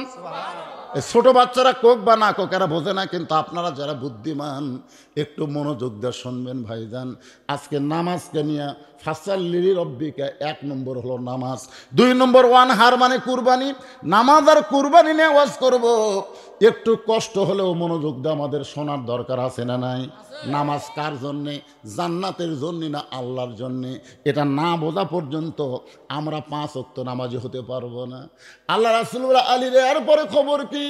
আলী বলতেছে, রাসূলুল্লাহ, আমি যখন কাবার ভিতরে ঢুকলাম, এমন সময় কাবার মালিক আমাকে ডাক দিয়ে বলল, আলী রে, তোর নামাজের সাইজ ভালো, এজন্যই অনেক দূরের কাবা তোর সেজদার জায়গায় হাজির হয়ে গেল। আলী 2 চক্ষু বন্ধ করে অন্তর থেকে বলতেছে, আল্লাহ তুমি মনে করো না তোমার কাবা আমার সামনে দিয়াই তুমি আমাকে খুশি করতে পারবা। আল্লাহ বলে, আলী তুই কি হইলে খুশি হবি? আলী বলতেছে, আমি কাবাকে সেজদা দিব না, কাবার মালিক আল্লাহর কুদরতি পায়ে সেজদা দিবার চাই। আল্লাহ বলে, আলী রে, তাহলে কাবার মধ্যে ঢুকে যা। আলী বলে, আমি যখন আল্লাহর কাবার মধ্যে ঢুকলাম, এটা মক্কার কাবা নয়, আল্লাহর কাবার মধ্যে ঢুকলাম, তখন আমার পিঠ থেকে তীর টান দিয়েছে, গোস্ত ছিঁড়াইছে। ওগো নবী, ওই সময় যদি আমাকে টুকরা টুকরা করতো, আমি কিছুই বলতে পারতাম না। হাদিস আছে বিস্তারিত, হুজুরি কলব ব্যতীত করছিন কালেও নামাজ তোর হবে না। আলী বলে, ফাতেমা, এতদিন নামাজ পড়েছি ভিতরে ঢুকে, আজকে একটু দেখবার চাই। ফাতেমা বলতেছে, ঠিক আছে যান। হযরত আলী বাইরে ঘুরতেছে, দেখে মসজিদে নববীর বারান্দায় আবু যর গিফারি ফজরের 2 রাকাত সুন্নত পড়তেছে। কয় রাকাত? আল্লাহ রাসূল বলেছেন 5 ওয়াক্ত নামাজের 12 রাকাত সুন্নত তোমাকে পড়া লাগবে। কয় রাকাত? 12 রাকাত। তার মধ্যে জোহরেরই 6 রাকাত, জোহরের আগে 4 পরে 2, আসরের নাই। যেটা আছে না পড়লে কোনো পাপ নেই। আমার কথা কি বুঝলেন? মাগরিবের পরে 2 রাকাত আছে, এশার পরে 2 রাকাত আছে, আর ফজরের আগে 2 রাকাত সুন্নত। রাসূল বলেছেন, ফজরের আগে 2 রাকাত সুন্নত এত দামি, আসমান জমিন বিক্রি করে দিলেও এত দাম হবে না। ধরে কান সুবহানাল্লাহ। হযরত আবু যর গিফারি ফজরের 2 রাকাত সুন্নত নামাজ আদায় করতেছে। আলীর মন বলতেছে, আমি না হয় ফজর পড়বো না, তাই বলে কি ফজরের সুন্নত পড়া যাবে না? সুবহানাল্লাহ। দৌড়ে এসে আবু যর গিফারির পাশে দাঁড়ায় ফজরের 2 রাকাত সুন্নত নামাজ নিয়ত করেছে। 2 রাকাত সুন্নত যেই মাত্র শেষ হয়েছে, আবু যর বলতেছে, আলী ভাই, এশার সময় কি কয়ে গেলেন? এশার সময় নবীরে কইলেন ফজরের নামাজ পড়বো না, তাহলে কি শুরু করলেন? আলী বলতেছে, আবু যর, আমি বলেছি ফজরের ফরজ পড়বো না, তাই বলে কি ফজরের সুন্নত পড়া যাবে না? সঙ্গে সঙ্গে আবু যর মুখে আঙ্গুল দিছে। কারণ আল্লাহ রাসূল বলেছেন, আমার পরেই তোমরা যাকে ওস্তাদের সম্মান করবা তার নাম হলো আলী। আমি হলাম প্রিন্সিপাল, আলী হচ্ছে ইসলামের ভাইস প্রিন্সিপাল। জোরে কোন সুবহানাল্লাহ। প্রত্যেকটা সাহাবী নবীর পরে যদি না কিছু বুঝতো আলীকে বলতো, ভাই এটা কি, এটা কি, এটা কি। কারণ নবীর তার সব কথা বলা যায় না, সব কথা বলা যায়। আলী যখন বলে দিত, সাহাবীরা গিয়ে বলতো, ইয়া রাসূলুল্লাহ, হয়তো আলী এই কথা বলছে। আল্লাহ রাসূল বলে, আলী যদি বলে থাকে তাহলে আমার কাছে আর পুনরায় জিজ্ঞেস করার দরকার নাই, আমার কথাই আলী তোমাদেরকে বলে দিয়েছে। জোরে কোন সুবহানাল্লাহ। আবু যর গিফারি মুখে আঙ্গুল দিলেন, কিছুই বললেন না। কিছুক্ষণ পরে হযরত বেলাল যখন ফজরের আকামত শুরু করেছেন, আকামত যখন শুরু হয় তখন আর বসে থাকা যাবে না। আল্লাহ কোরআনে বলেছেন, কুমু লিল্লাহি কানিতিন। আল্লাহু আকবার। আপনারা বলেন তো, নামাজের ভিতরে বাহির যে ফরজ আছে তার মধ্যে একটা ফরজ কিন্তু দাঁড়িয়ে নামাজ পড়া। কথা কয় না রে? তাহলে সিয়ারত বসে নামাজ পড়া এটা কত দূর না? ওই লোকটাকে যদি খাটনিত করে শান করে মসজিদে নিয়ে আসতো, তাহলে সিয়ারত বসে নামাজ পড়া পারতো। ওই হেঁটে হেঁটে এসে সিয়ারত বসে, এই লক্ষণ ভালো? আরে ভাই কথা কন রে। আজ থেকে 20 বছর আগে বাংলাদেশের কোন মসজিদ অনুবীক্ষণ যন্ত্র দিয়ে খুঁজলেও আমরা সিয়ার দেখবার পাইনি। জোরে কোন কথা কন না কেন? এখন সব কয় হুজুর আমরা হজ করবার যাই, দেখি মক্কা মদিনাত বহু সিয়ার। হুজুরকে মক্কা মদিনা তো দলিল হচ্ছে আল্লাহর কোরআন। আল্লাহ যেখানে ডাইরেক্ট বলেছেন কুম, কুম মানে কি দাঁড়াও, লিল্লাহে, কার জন্যে? অনীতিন মানে আনুগত্য নিয়ে। নামাজের মধ্যে কোনো ভণ্ডামি চলবে না। সিয়ারত বসে হেলান দিয়া, তুই কি চেয়ারম্যান? আসলে জামাতে নামাজ পড়ার 1 নম্বর গুরুত্ব হলো কাতার সোজা করা। জোরে কোন কি সোজা করা? জামাতে নামাজ কিন্তু আপনি ইটি একজন, উঠি একজন, উঠি একজন, উঠি একজন, ইনকা দাঁড়ালেন নামাজ হবে? জামাতে নামাজ আদায় করবার গেলে সবচেয়ে গুরুত্বপূর্ণ বিষয় হলো কাতার সোজা করা। আর কাতার সোজা করতে গেলে পায়ের গোড়ালির সঙ্গে গোড়ালি মিল করা লাগবে। তো যেই ব্যক্তি সিয়ারে বসছে ওর গোড়াকুটি আলাদা। আপনারা বলেন তো, সামনে কাতারে ফাঁকা থুইয়া পিছনে কাতারে নামাজ হবে? কথা কয় না রে, কথা কয় নামাজ হবে? তাহলে সামনে যে সিয়ারতকে বসলো ওই জায়গাটা গোটালি ফাঁকা থাকলো, কেন? ওর পায়ের গোড়ার সাথে গোড়ালি মিল হয়নি, ওই মুসল্লির মধ্যেই পড়েনি। তাহলে অক ধরে কি করা লাগবে? একলা না পারলে 2 জন অক ধরবেন, ওই হাতত একজন সিয়ার সহ ধরে বারান্দার থুইয়া চলে, থাক শালা বারান্দা থাক, তুই সামনে কাতারে গে, তুই মাজুর, তুই কমজোর। আর মাজুরের জন্য জামাত পড়া লাগবে না, ঘরে বসে নামাজ পড়বেন। যারা সরকারি চাকরি করে বুড়া বয়সে তার চাকরি করা লাগে না। সরকার জানে যৌবন হামাক দিছু, বুড়া বয়সে তখন পেনশন দেবো। জোরে কোন কথা ঠিক কিনা? যারা যৌবন করে নামাজ পড়ছে, বুড়া বয়সে যদি ঠিক মতো পড়বার নাও পড়ে, যেটি পড়ুক, শুয়ে থেকে পড়ুক, আর খাড়া হয়ে পড়ুক, আর কাটিয়ে পড়ুক, আর বসে পড়ুক, আল্লাহকে যৌবনের সবের পেনশন আমি আল্লাহ তোকে দিয়ে দিলাম। জোরে কোন সুবহানাল্লাহ। যেই মাত্র হযরত বেলাল কদ কামাতিস সালাহ বলেছে, হযরত আলী আসছিল বারান্দায়। জোরে বলেন কোথায়? বারান্দায়। যেই কদ কামাতিস সালাহ কইছে, এক দৌড়, এই বাচ্চারে নামাজের রোজ হচ্ছে বাজান, এক দৌড়ে সামনে কাতারে আবু বকর আলী হযরত ওমর যেখানে আছে ওই 2 জনের মাঝখানে হাত ঢুকে দিছে, মারছে চাঁড়া দিয়ে। আল্লাহু আকবার।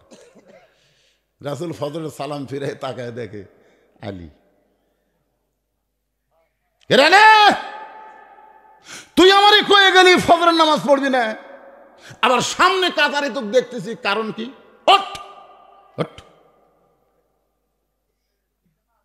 হযরত আলী শুধু ছোট বাচ্চার মতন কান্দে।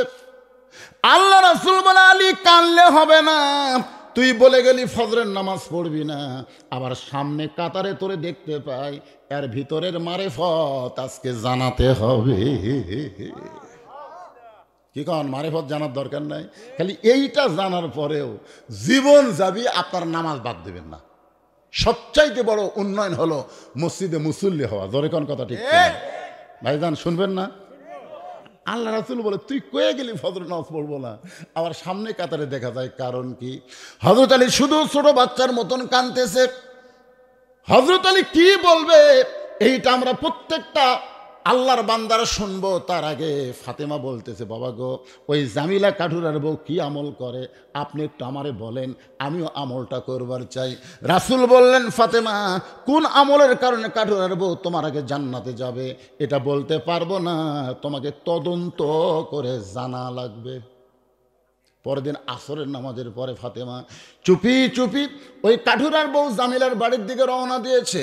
মেয়েরা যখন রাস্তা দিয়ে যাবে, মেয়েদের যাওয়ার একটা নিয়ম আছে। আল্লাহ কোরআনে বলেন, অকরনা ফি বুয়ুতিকুন্না ওয়ালা তাবাররাজনা তাবাররুজাল জাহিলিয়াতিল উলা। মেয়েরা ঘরের মধ্যে থাকো। কার কথা? যদি ঘর থেকে বার হও তাহলে ঘরের পরিবেশ নিয়ে বার হওয়া লাগবে। ওই জাহেলি যুগের মেয়েদের মতন সাজুগুজু করে বার হওয়ার কোনো পারমিশন মুমিনা নারীর নাই। ফাতেমা চুপি চুপি জামিলার বাড়ির দরজায় গিয়ে করুণ স্বরে, মৃদু স্বরে, মেয়ে মানুষের কণ্ঠ স্বরে বলা যাবে না, করুণ স্বরে বলতেছে, জামিলা, আমি নবীর মেয়ে ফাতেমা। জামিলা দরজায় এসে ছোট বাচ্চার মতন কাঁদতেছে। ফাতেমা বলে, জামিলা কান্দো কেন? বলে, কান্দার কারণ হলো আমার সারা জীবনের সাধনা এক নজর নবীর কলিজার টুকরা ফাতেমাকে দেখবার চাই। আমার সারা জীবনের সাধনা এক নজর ফাতেমারে দেখতে চাই। ফাতেমা বললেন, তাহলে দরজা খুললেই দেখা যাবে। কান্দার কারণ কি? জামিলা বলতেছে, আমি দরজা কেমনে খুলবো? আমার স্বামী বাড়িতে নাই, আমার স্বামী কাঠ বিক্রি করতে গেছে বাজারে, আর স্বামীর হুকুম ছাড়া ফাতেমার জন্য দরজা খুলতেও আমি ভয় পাই। সঙ্গে সঙ্গে ফাতেমা চুপ করছে। ওরে বাবারি, একটা মেয়ে মানুষের জন্য একটা মেয়ে মানুষ দরজা খুলবি, তাও আবার স্বামীর হুকুম লাগবি? জামিলা বলতে, ফাতেমা, মনে কষ্ট নিয়েন না, আজকের মতো আপনি ফেরত যান। আগামীকালে এই সময় আসলে আসা মাত্রই দরজা খুলে দিব, কারণ রাতের বেলা আমার স্বামীর কাছ থেকে আপনার ব্যাপারে অনুমতি চেয়ে নিব। ফাতেমার আগ্রহ বেড়ে গেছে যে স্বামীর হুকুম ছাড়া সে মেয়ে ফাতেমার জন্য দরজা খোলে না, এর বাড়ির মধ্যে কি মাল আছে, ওই কোন আমলের কারণে আমার আগে জান্নাতে যাবে, আমাকে দেখা লাগবেই। আপনার কোন তো আকর্ষণ বাড়ে না কমে? খালি কইছে গাছের কাছে যাইও না, আদৌ নবী ফিরাই তাকায়নি, কিন্তু হাওয়া খালি বারবার তাকায়। কি জন্য আল্লাহ নিষেধ করলো রে? ওর মধ্যে কি মাল আছে? শয়তান কয়, তুই যখন বারবার তাকাস তাহলে হামাকার বাইরে থাকা চলবি না। জান্নাতের মধ্যে আছে, কয় হাওয়া মাল আছে। আল্লাহ নিষেধ করার কারণ জানো? ওইটার ফল খালে তোমাকে আর জান্নাত থেকে বাইর করে দিবার পারবি না রে। আর যদি না খাও, আল্লাহ আজকে হতে কালকে বাইর করে দিবি। কিন্তু ওই ফল খালে যে পেশাব পায়খানা হবি, ওটাকে আর হাওয়া জানে। জান্নাতের মধ্যে সবই আছে, কিন্তু পেশাব পায়খানা নাই। যখন কি নাই? তো যখন ওই ফল খাচ্ছে, ওরে বাবা পেশাব পায়খানা। আল্লাহ এখন কয়, পেশাব পায়খানা করবার গেলে আর জান্নাত থাকা যাবি না, দুনিয়ার যাওয়া লাগবে। এই দুনিয়া হলো পেশাব পায়খানা করা। যখন কি করা? আপনারা বলেন তো, পায়খানার যায় আপনি কি সারাদিন থাকতে পারবেন? পায়খানার যদি সারা জীবন থাকতে না চান, সারাদিন থাকতে না চান, তাহলে দুনিয়াতে এসে আপনার এত থাকবার জন্য 5 তলা বাড়ি বানাচ্ছেন কেন? ওই মসজিদের কাছে যে বিল্ডিং ধরেছে, আমি তো বিল্ডিং দেখে আশ্চর্য করি, এত বড় বাড়ি। দুনিয়া হলো পেশাব পায়খানা করার জায়গা। রেটি আছে যেমন আল্লাহ গেল পাগলা, পায়খানা করবার যে বারবার চাই না, তার দুর্গন্ধময় জায়গায় তুমি থাকতে চাও কেন? তোমার জন্য আমি সুন্দর জান্নাত বানায় রাখছি। তোর কোন কথা ঠিক কি না?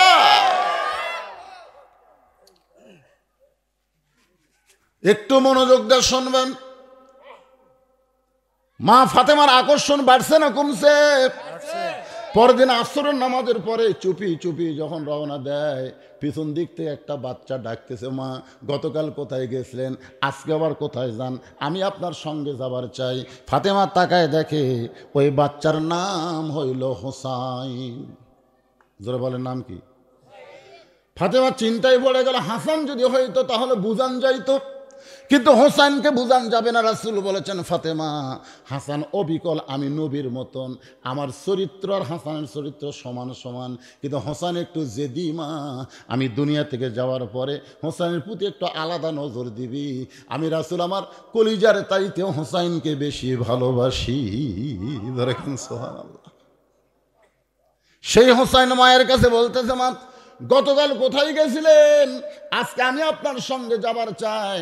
এখন ফাতেমা মাত্র 4 বছরের বাচ্চা। হোসেনকে সঙ্গে করে নিয়ে ওই জামিলার বাড়ির দরজায় হোসেন চিল্লে বলে, মা, এই ভাঙ্গা বাড়ির ভিতরে এমন কি আছে?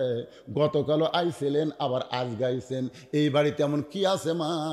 এই বাড়িতে আপনি কেন আসেন? এই বাড়ির মানুষই আপনার কাছে যাবার পারে না। জোরে কোন সুবহানাল্লাহ।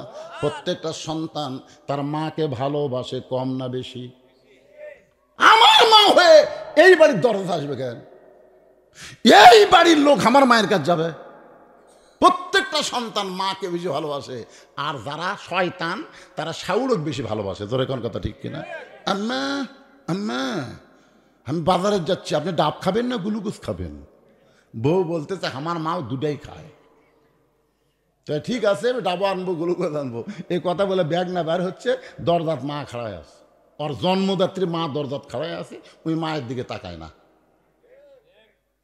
মা বলতেছে, গত সপ্তাহে 10 টাকার পান কেনা দিছিস, আজকে আবার 10 টাকার পান আনবি, আমার দিকে তাকাস না কেন? মায়ের মুখের দিকে তাকাইলে আল্লাহ একটা কবুল হজের সওয়াব দিয়ে দেয়। ছেলে বলতেছে, এই জন্যই তো তাকাই না, খালি খাই খাই, খালি খাই খাই। ওই শাউরের জন্য ডাব গ্লুকোজ কিনবে, ওই জায়গার কথা নাই। আর মায়ের জন্য 10 টাকার পান খালি খাই খাই, এরকম পাটা আছে না নাই? যখন আছে না নাই? মায়ের পায়ের তলে সন্তানের জান্নাত। 25 ডিসেম্বর যখন আমার মা মারা গেল, এতদিন বুঝতে পারি নাই। এ ভাই, আপনাকে সমস্যা হচ্ছে? হ্যাঁ, না, আপনারও যদি লটপট লটপট করতে সামনে লোক তোর বেশি, কি বিরক্ত হচ্ছেন? হযরত আলী রাসূল খাড়া করতো, তো মনে আছে?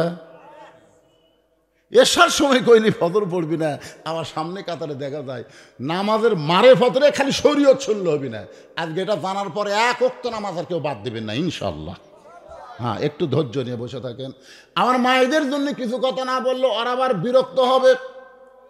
হুসাইন বলতেছে, মা, আপনি কেন এই ভাঙ্গা বাড়ির দরজায়? সঙ্গে সঙ্গে ফাতেমা বলে, জামিলা, দরজা খুলে দাও। জামিলা বলতেছে, 1 ঘন্টা হলে দরজার দাঁড়িয়ে আছে, আপনি আসা মাত্রই খুলে দিব।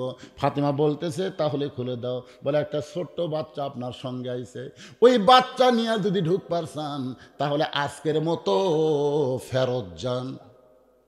কারণ আমার স্বামী শুধু আপনার ব্যাপারে অনুমতি দিয়েছে, আপনি একটা বাচ্চা সঙ্গে করে আনবেন, ওইটা নিয়ে তো আমার স্বামী অনুমতি দেয় নাই। সঙ্গে সঙ্গে হোসাইন মায়ের হাত ধরে বলতেছে, মা, আমি সঙ্গে থাকার কারণে যেই মেয়েটা ঘরের দরজা খোলে না, এই মেয়েটা হলো খারাপ মেয়ে। আমি সঙ্গে থাকার কারণে, কারণ হোসাইন আল্লাহ নবীকে ঘোড়া বানাইছে। জোরে কোন কথা ঠিক কিনা? আর সেই হোসাইন সঙ্গে থাকার কারণে যে মেয়েটা দরজা খোলে না, এই মেয়েটা হলো খারাপ মেয়ে। সঙ্গে সঙ্গে ফাতেমা হোসেনের মুখে চাপা দিয়ে বলে, বাজান রে, তুই যাকে খারাপ মেয়ে বলতেছিস, তোর নানা বলেছে ওই মেয়েটা তোর মায়ের আগে জান্নাতে যাবে। তুই বলতেছিস খারাপ, আর তোর নানা কি কয়? সঙ্গে সঙ্গে হোসেন মায়ের হাত ধরে বলতেছে, মা, তাহলে নকল জায়গাত ঘুরে লাভ নাই, আসল জায়গাত চলেন। ফাতেমা বলে, আসল জায়গা কোনটা? হোসেন বলতেছে, আসল জায়গা হলো মনে হে বড় আশা ছিল আমি যাব মদিনায়। সবাই বলেন, মনে হে বড় আশা ছিল আমি যাব মদিনায়। এই গানটা প্রথম যখন আব্দুল আলিম দিনাজপুরে কইছে, তখন দিনাজপুর লোকেরা কয়, আব্দুল আলিম ভাই, গানটা ভুল, আপনি গানটা এভাবে গান, মনে হে বড় আশা ছিল আমি যাব মক্কা মদিনায়। আপনি মক্কা বাদ দিয়ে শুধু মদিনার কথা বলেন।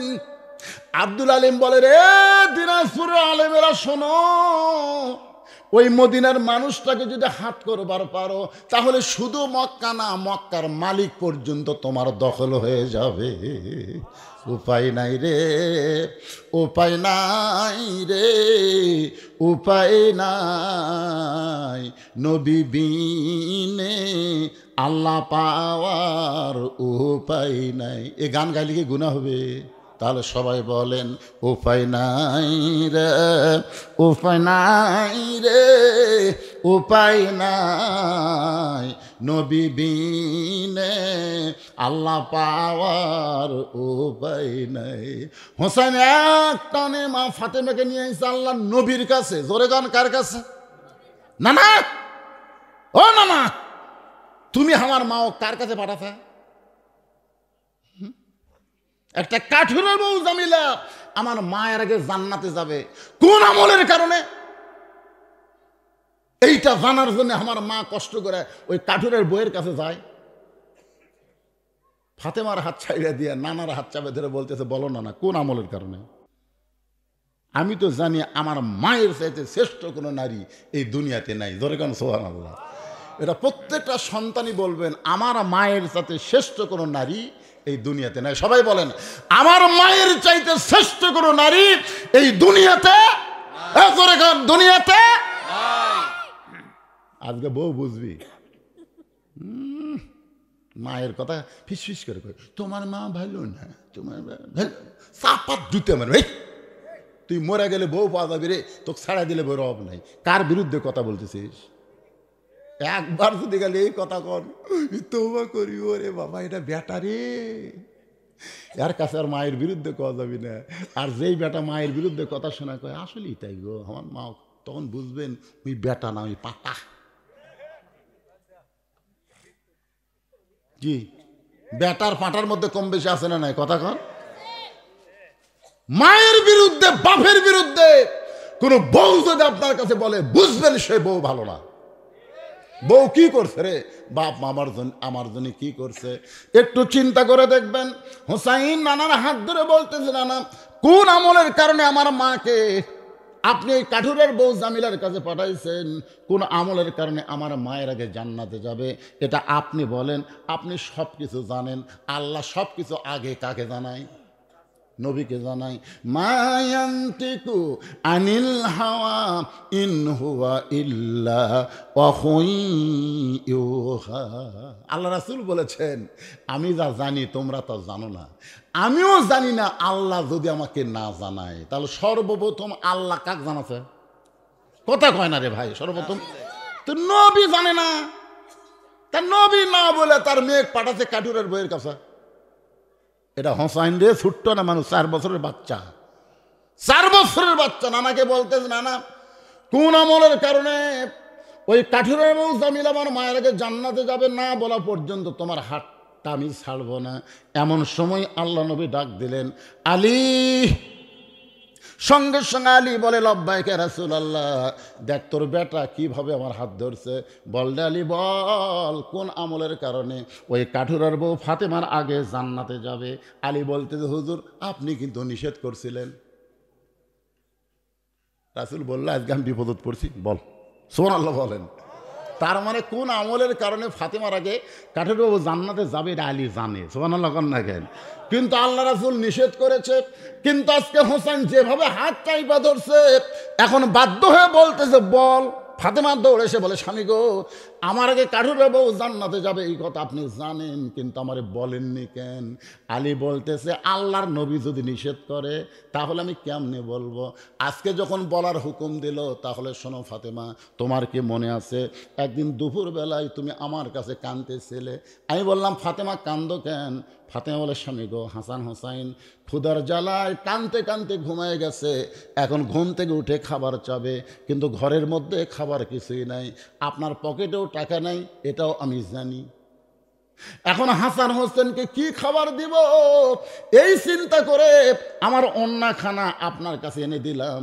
এই ওন্না বিক্রি করে যেই টাকা হবে, এই টাকা দিয়ে হাসান হোসেনের খাবার কিনবেন। আলী বলে, ফাতেমা তোমার ওন্না আমি আমার পকেটের মধ্যে ঢুকালাম, জামার পকেটের মধ্যে নিয়ে হযরত আলী বাজারের মধ্যে ঘুরতেছে, কিন্তু পকেট থেকে ওন্না বের করে খরিদ্দারের সামনে ধরতে পারে না। কারণ যদি ধরে আর খরিদ্দার যদি বলে আলী ভাই ওন্নাটা কার, আমি যদি বলি আমার বউ ফাতেমার, তখন খরিদ্দার মনে মনে চিন্তা করবে যেই স্বামী বইয়ের জিনিস বেচা খায় এই স্বামী হলো দুর্বল স্বামী। যে স্বামী বইয়ের জিনিস বেচা খায় এটা কি স্বামী? আপনারা বলেন তো হযরত আলী দুর্বল না সবল? আসাদুল্লাহিল গালিব। আল্লাহ বলেছেন ইসলাম প্রচারের ব্যাপারে, প্রসারের ব্যাপারে, ইসলামকে প্রতিষ্ঠার ব্যাপারে আলী হচ্ছে আমার সিংহ। জোরে কোন সুবহানাল্লাহ। কিন্তু হযরত আলী অন্য পকেটের মধ্যে চিন্তা করতেছে এটা বের করে কেমনে বিক্রি করব। এমন সময় এক খরিদ্দার এসে সালাম দেয়, বলে আলী ভাই আপনি মনে হয় কিছু বিক্রি করবেন। আলী চুম করছে, কে রে?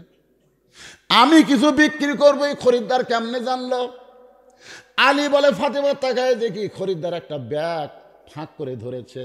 আমি ওন্না বের করে ব্যাগের মধ্যে দিলাম, খরিদ্দার একটা আবারও ওন্নার দিকে তাকালো না। ওই ব্যাগের মাথা ধরে আমাকে 6টা দেরহাম দিয়ে চলে গেল। আমি 6টা দেরহাম নিয়ে খাবার দোকানে গিয়ে বললাম, ভাই এই 6টা দেরহামের যা খাবার হয় তাড়াতাড়ি টোপলা করে দাও, আমার হাসান হোসেন ঘুম থেকে চেতন পেয়ে কান্না শুরু করে দিবে। দোকানদার 6টা দেরহামের খাবার টোপলাম, যেই মাত্র আমার হাতে দিবে আমি 6টা দেরহাম দোকানদারকে দিব।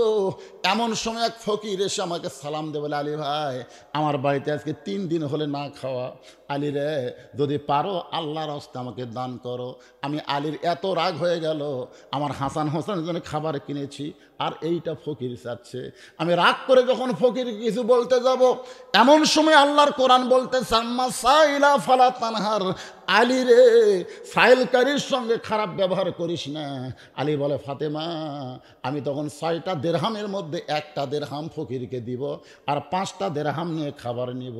এই নিয়ত করে ফকিরকে যখন 1টা দেরহাম দিবার চাই, এমন সময় আল্লাহর কোরআন বলতেছে অমা তুনফিকু মিন শাইইন ফি সাবিলিল্লাহি ওয়াফা ইলাইকুম ওয়া আনতুম লা তুজলামুন। আলী রে ফকিরকে 1টা দেরহাম দিলে আল্লাহ তোকে 10টা, 2টা দেরহাম দিলে আল্লাহ তোকে 20টা দেরহাম দেবে। 6টা দেরহাম যদি ফকিরকে দেশ রে আলী, আল্লাহ তোকে 60টা দেরহাম দেবে। আলী বলে ফাতেমা আল্লাহর কোরআনকে বিশ্বাস করে ফকিরকে যখন 6টা দেরহাম দিলাম, যেই ফকির কাঁদতেছিল সেই ফকির হাসতে হাসতে যখন চলে গেল, এমন সময় খাবার দোকানদার বলতেছে আলী ভাই আপনার সন্তান ঘুমের মধ্যে আছে, চেতন পাইলেই কানবে। খাবার টোপলা না নিয়ে ফকিরকে দান করে দিলে এখন টোপলার খবর কি? আমি তখন বললাম ও দোকানদার 1 টোপলা খাবার দিয়ে আমার হবে না, তুমি 2 বস্তা খাবার প্যাকেট করো। আলী বলে ফাতেমা দোকানদারকে 2 বস্তা খাবার প্যাকেট করার কথা বলে আমি বাজারের মধ্যে ঘুরতেছি, এমন সময় একজন ব্যক্তি উট নিয়ে আসতেছে, আমাকে ডাক দেবলে আলী ভাই অযথা বাজারে ঘোরার কি দরকার, উটটা আপনি কিনে নেন। আলী বলতেছে ভাই 1টা পয়সাও আমার পকেটে নাই, তাহলে তোমার উটটা কেমনে কিনবো? উটরা বলতেছে ভাই 100 দেরহামে বাকিতে উটটা কেনেন, বিক্রি করে আমার টাকা দিবেন, এটাও কি আপনি পারবেন না? আলী বলে ফাতেমা এমন সুযোগ জীবনে কোনোদিন পাই নাই, সুযোগ গ্রহণ করার জন্য 100 দেরহাম দিয়া উটটা কিনে যেই মাত্র উটের বাজারে চারিদিক থেকে খরিদ্দার আমাকে সেকে ধরে বলতেছে এত বড় জ্ঞানী হইয়া, এত বড় জ্ঞানের সম্রাট হইয়া উট বেচা খান, লক্ষণ তো ভালো না। সবাই কই আলী ভাই এই ব্যবসা কবে থেকে ধরলেন? এই ব্যবসা কবে থেকে ধরলেন? আলী বলে ফাতেমা রে হঠাৎ একজন খরিদ্দার এসে আমার সালাম দিল, আলী রে উটটা আমি কিনবো, আপনি কি আমার দিবেন? কত দাম নেবেন? আলী বলতেছে তুমি একটা বলো তো ভাই কত দাম হবে? খরিদ্দার আমার কানে কানে কয় 160 দেরহাম দিয়া দিলাম। আলী বলে ফাতেমা রে 160 দেরহামে উটটা বিক্রি করে উটওয়ালাকে 100 দেরহাম দিয়া বাকি 60টা দেরহাম নিয়ে দোকানে গেলাম, যা বললাম ও দোকানদার ভাই 60 দেরহামের খাবার দেন। 60 দেরহামের 2 বস্তা খাবার 2 কান্দে নিয়ে আমি বাড়ির দিকে রওনা দিলাম।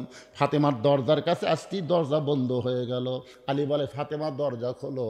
ফাতেমা বলতেছে অন্না বিক্রি করার টাকা দিয়া বড় জোর 1 টোপলা খাবার হবে। 2 বস্তা খাবার কোথায় পাইলেন? তাড়াতাড়ি বলেন, না বললে দরজা খুলবো না। আমি বললাম ফাতেমা রে বড় ক্লাস ক্লান্ত হয়ে গেছি, 2 বস্তা কমপক্ষে 2 মণ ওজন হবে। ফাতেমা দরজা খুলে দাও। ফাতেমা বলতেছে না খাইয়া মরে যাব, কিন্তু 2 বস্তা খাবার কোথায় পাইলেন না বললে দরজা খুলবো না। কারণ বউগুলো যদি ভালো হয়, স্বামী কোনোদিন ঘুষের ব্যবসা করতে পারবে না। জোরে কোন কথা ঠিক কি না? ফাতেমা বলে আমার হাসান হোসেন না খাইয়া মরে যাক, আমার কোনো আপত্তি নাই। অন্য বিক্রি করার টাকা দিয়ে বড় জোর 1 টোপলা খাবার হবে, আপনি 2 বস্তা খাবার কোথায় পাইলেন? আলী বলতেছে ফাতেমা আমি তো বলবো, আগে দরজা খুলে দাও। ফাতেমা বলতেছে আগে বলেন তারপরে দরজা খুলবো। আলী বলতেছে আগে খোলো তারপরে বলবো। ফাতেমা বলতেছে আগে বলেন তারপরে খুলবো। এমন সময় আল্লাহর কোরআন বলতেছে আর রেজালো কাওয়ামুনা আলান নেসা, আলী রে বইয়ের কাছে পরাজিত হোস না, স্বামী থাকবে বইয়ের ওপরে। জোরে গান সুবহানাল্লাহ। আল্লাহর কোরআন বলতেছে স্বামী থাকবে বইয়ের উপরে। ফাতেমা দরজা না খুললে কি হবে? হযরত আলী 2 বস্তা খাবার নিয়ে আল্লাহর নবীর দরবারে গেছে। নবী বসেছিলেন, নবী দাঁড়িয়ে সালাম দেবেন আলী আয় আয় আমার কাছে আয়। যেই মাত্র হযরত আলী গেছে নবীর কাছে, নবী কান থেকে 2 বস্তা নামায় নিয়ে আলীর কপালে একটা চুমা খায়। ধরে কোন সুবহানাল্লাহ। আলী বলতে যে হুজুর আপনি এত ভালো, কিন্তু আপনার মেয়ে ভালো না। আপনার মেয়ে ভালো না, দরজা খুলে দিল না। আল্লাহ রাসূল বলে আলী রে ফাতেমা যদি দরজা খুলে দিত তাহলে বলতো তুই কি আমার কাছে আসতি? বলে না হুজুর, দরজা খুলে দিলে তো আমি আপনার কাছে আসতাম না। আল্লাহ নবী কয় আলী রে ফাতেমা দরজা বন্ধ রাখার কারণে বাধ্য হয়ে তুই তখন আমার কাছে আসলি, তাহলে বলতো আলী যে খরিদ্দার তোর কাছ থেকে অন্য কিনেছে, তুই কি তারে চিনিস? আলী বলে রাসূলুল্লাহ আমি তো চিনি না। আল্লাহ নবী বলে আলী রে যেই ফকির তোর কাছ থেকে ভিক্ষা চাইছে সেই ফকিরকে তুই চিনিস? বলে না। যে তোর কাছে উট বিক্রি করলো আবার তোর কাছ থেকে উট কিনে নিল, তুই কি তার সম্পর্কে জানিস? আলী বলতেছে রাসূলুল্লাহ আমি কিছুই জানি না। রাসূল বলে আমি জানি, তোকে জানাবার চাই। ধরে কেন সুবহানাল্লাহ। আলী বলতেছে আসলেই তো তাই রে, কোন খরিদ্দার আমার কাছ থেকে অন্য কিনলো, কে ভিক্ষা নিল, কে উট বিক্রি করলো, কে উট কিনে নিল? রাসূল বলতেছে আমি বলবো, তুই কি শুনবি না? আলী বলতেছে 100 বার শুনবো, 1000 বার শুনবো। আলী শুনবে। আমার সামনে যারা বসে আছেন আপনার কি শুনবেন? কারা কারা শুনবেন আল্লাহকে একটু হাত দেখান। লিল্লাহি তাকবীর।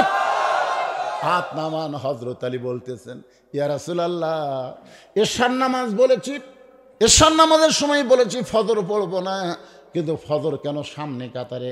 আপনি যখন শুনতে চান তাহলে অবশ্যই আমাকে বলতে হবে।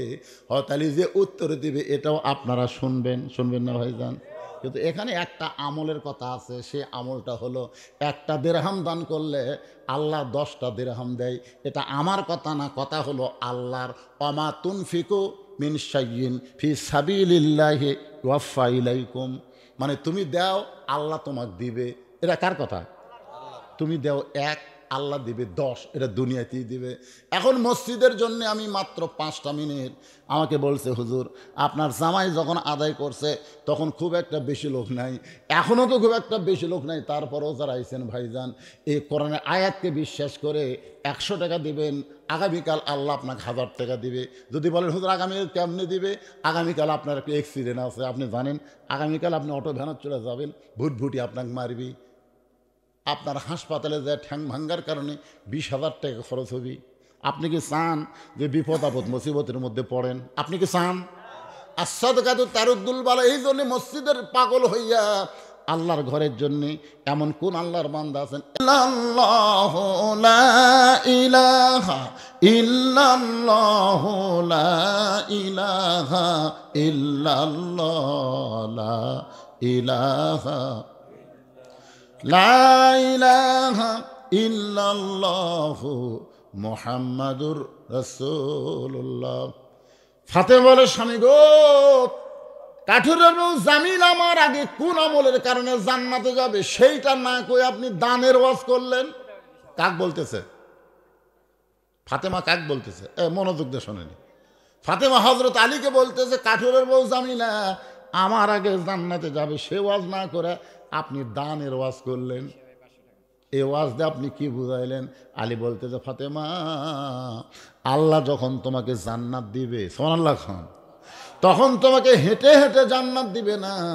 কারণ সাইদাতুন নিসাই আহলেল জান্নাহ ফাতেমা তো জোহরা, তুমি জান্নাতি নারীদের নেত্রী হওয়ার কারণে আল্লাহ তোমাকে উটের পিঠে করে জান্নাত দিবে। সুবহানাল্লাহ খান। সমস্ত মেয়েরা হাঁটা হাঁটা জান্নাতে যাবে, কিন্তু তুমি জান্নাতি নারীদের নেত্রী হওয়ার কারণে উটের পিঠে করে আল্লাহ তোমাকে জান্নাত দিবে।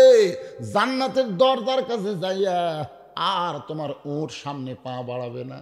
ফেরেশতারা বলবে, আল্লাহ, উটটা খাতুনে জান্নাতকে নিয়ে জান্নাতের কাছে এসে আর তো সামনে পা বাড়ায় না, এখন কি করব? আল্লাহ বলতেছে, ফেরেশতা, উটটাকে টানে টানা জান্নাতে নিয়ে যাওয়া লাগবে, টানে টানা। ফেরেশতা বলে, আল্লাহ, উটের কি ধরে টানবে? টানার মতন তো কিছুই নাই। আলী বলে, ফাতেমা, আল্লাহ তখন বলবে, রে ফেরেশতা, আমি ফাতেমার ওন্নাটা কিনে জান্নাতের মধ্যে যত্ন করে রাইখা দিছি। তার মানে বোঝা গেল ফাতেমার ওন্না দুনিয়ার কোনো মানুষ কিনে নাই, ফাতেমার ওন্না কিনেছে স্বয়ং আল্লাহ জান্নাতের ফেরেশতা দিয়া। কারণ ফাতেমা হলো পর্দানিশী, আর পর্দানিশীর ব্যবহারের জিনিস কোনো পুরুষ কিনুক, এটা আল্লাহ পছন্দ করে নাই। আল্লাহ বলবে, রে ফেরেশতা, ওই ফাতেমার ওন্নাটা নিয়ে যায় উটের গলায় বেঁধে দাও। ওন্নাটা উটের গলায় যখন বেঁধে দেওয়া হবে, ওন্নার একটা অংশ নিচের দিকে ঝুলতে থাকবে। আল্লাহ বলে, ফেরেশতারা রে, এখন ওই উটটাকে টেনে টেনে কে নিয়ে যাবে? ওই কাঠেরার বউ জামিলা। জামিলা কোথায় রে? কারণ তোমার স্বামী সব সময় দোয়া করতো, আল্লাহ, আমার যে বউ নবীর বেটি ফাতেমার জন্যে আমার হুকুম ছাড়া দরজা খোলে না।